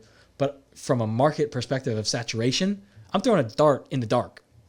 It's hard nowadays. It's hard. It's not 3, 8, and 13 anymore on the TV. No. You're being bombarded everywhere. Your phone alone is bombarding you from 5 different angles. And that's the other thing. It's like the saturation of other things that are like this or, all kinds of different things you're being bombarded with. So how do you make that message hit the target? Right. So those are other things that also are very foreign to me because with real estate, it's like if you're going to Zillow, you're looking at a map and you're like, I want to buy a property here. Yeah. And if you own that property, that person wants to buy it there. Very simple. Yeah. But in the world of like products that are being advertised on a social media site or, you know, other forms of advertising, at the end of the day, like you're being bombarded, like you said, by 400 times a day, everything, 500 times a day, right, by a million different products of whatever you're searching for at that certain time, whatever your algorithm has been, you know, hooked on. What's it going to do for you? Right. So like I talked to different marketing firms for this stuff, and they're just kind of like, oh yeah, we can do that. We're perfect and blah, blah, blah. And you're just like, right. You're just pitching me. I know, right? You know what totally. I mean? Like, I think you're just... I've been pitched before, Sean. Exactly. You know? I've pitched before, actually. Right, so exactly. I know what you're doing. And so I just sit there, I'm just like, okay, like... what else do I need to know about these things, right? Yeah. Like, I just don't, this is so foreign to me. And so it's exciting to learn the information. Yeah. But then now I'm back to feeling like, am I making the right decision? Yeah. And all of a sudden I'm just like, oh shit, I've done a bunch of different, you know, things in this real estate stuff. Sure. And I'm getting the same feelings that I had at the very beginning of that in this. Yeah. And I'm like, oh, that feeling just never goes away. Yeah. Right? Sure. And so yeah, it's been fun, it's been interesting. And at the end of the day, there's still more, from my own standpoint, personal research that I've got to do, but at the same time, like pushing all that stuff more forward to when I get the results, or when I feel like, okay, I'm comfortable with what I believe this can do, then I feel like I'll have a really good path forward pretty quickly. Yeah. Hopefully sometime around spring next year. Yeah. And that takes me back to, you're really going to feel like you're giving back. Right. You know, what I'm looking for is literally people that like in like a review or something like that, or like an email, they're just like, wow, like this really improved my life. Exactly. And it's just one of those things where it's like, yeah, and like in real estate transactions, you're making whatever, $5, 10, 20, whatever $1,000 per transaction. Right. This one, they're buying like something that maybe you made like $5, $10 in profit on, but you're getting an addition. Maybe you're able to scale it. Obviously, I would want to scale it to like you're selling thousands and thousands and thousands of these things. But at the end of the day, you're also getting some additional things back, which is, wow, this really improved me, made me, able to spend more time with my family, to have, more quality time in my life, whatever. That's no small thing. Exactly. Dude, that's huge. And then being able to basically put all those into a folder and be like, wow, look at all these people that I fucking helped. Right. Exactly. And I just feel like that's something that I've been very interested in trying to attain over like the last year. And that feeling will get addictive too. Right, exactly. And that's the other thing that I sit there and I'm just kind of like, I do have an addictive personality. Right, so I just sit there, right. And then I think to myself, I'm like, okay, we do that. And then my brain goes How into... else can I help? Then exactly, my brain goes into the mode of like, oh, could I do this and do this and do this? And then I'm like, slow the fuck down. What if you turn that into a lollipop or something? Right. All these different ideas start coming, and then I have to reel myself back and be like, one step at a time. One step at a time. Let's get the first step done first. Because it was like the same thing in real estate, where it was like, before it was land flipping, I would see all the advertisements for the courses of like, buy and hold, turn it into a rental, long-term wealth. Sure, there's tons of those. Thousands of different strategies. Right. And I'd read one, I'd get excited. I'd read another, I'd get excited. And you just read all these ones. But by the end of it, you're 6 months in and you haven't done anything. Right. So even for this, as I learn more and more and more about this kind of area, I'm like, whoa, wait a minute. Like, holy shit. Like, look at all these things. You know what I mean? And then you get excited and you're like, hold on, just do one. Just do one and do the first one that kind of like you instinctually found. And all of a sudden, all these different people that you're talking to have also been searching for. Do that first and then go from there. Yeah. That way you just have a better foundation in that industry kind of a thing. Right. So. How cool is that? Yeah. Oh, man. I think we talked about a whole lot of stuff. Yeah, that's pretty much it. That's my life in a handbasket. That's my life in a handbag. And that's pretty much it. Man, I can't tell you how much I appreciate you coming in today. Yeah, man. that was a lot of fun. I I've appreciate had. it. Yeah, we kind of just put it together. I'd gotten your voicemail last week, and all of a sudden I was like, shit, I don't know how long I'm going to be here in Salinas, but I might as well just get this done. And then we were like, I'm free tonight. I was like, perfect. Might as well do it. Let's get this thing done and have a good time. Right on. So yeah. Again, thanks for coming in. I sure appreciate it. You got anything you're pushing? Anything you're plugging? Or nope, nothing really today. Not at this point. Kick ass. Yeah, it's just literally just like sharing some good stories and then some information, and then hopefully, like I said, maybe in 6 months we'll have something that somebody can tangibly use. But until then, just use the information. Then come back here and do another podcast. There we go. Tell us how it's working. Yeah, exactly. Kick ass. Tell your parents I said hi. I will. All right. All righty. Thank you.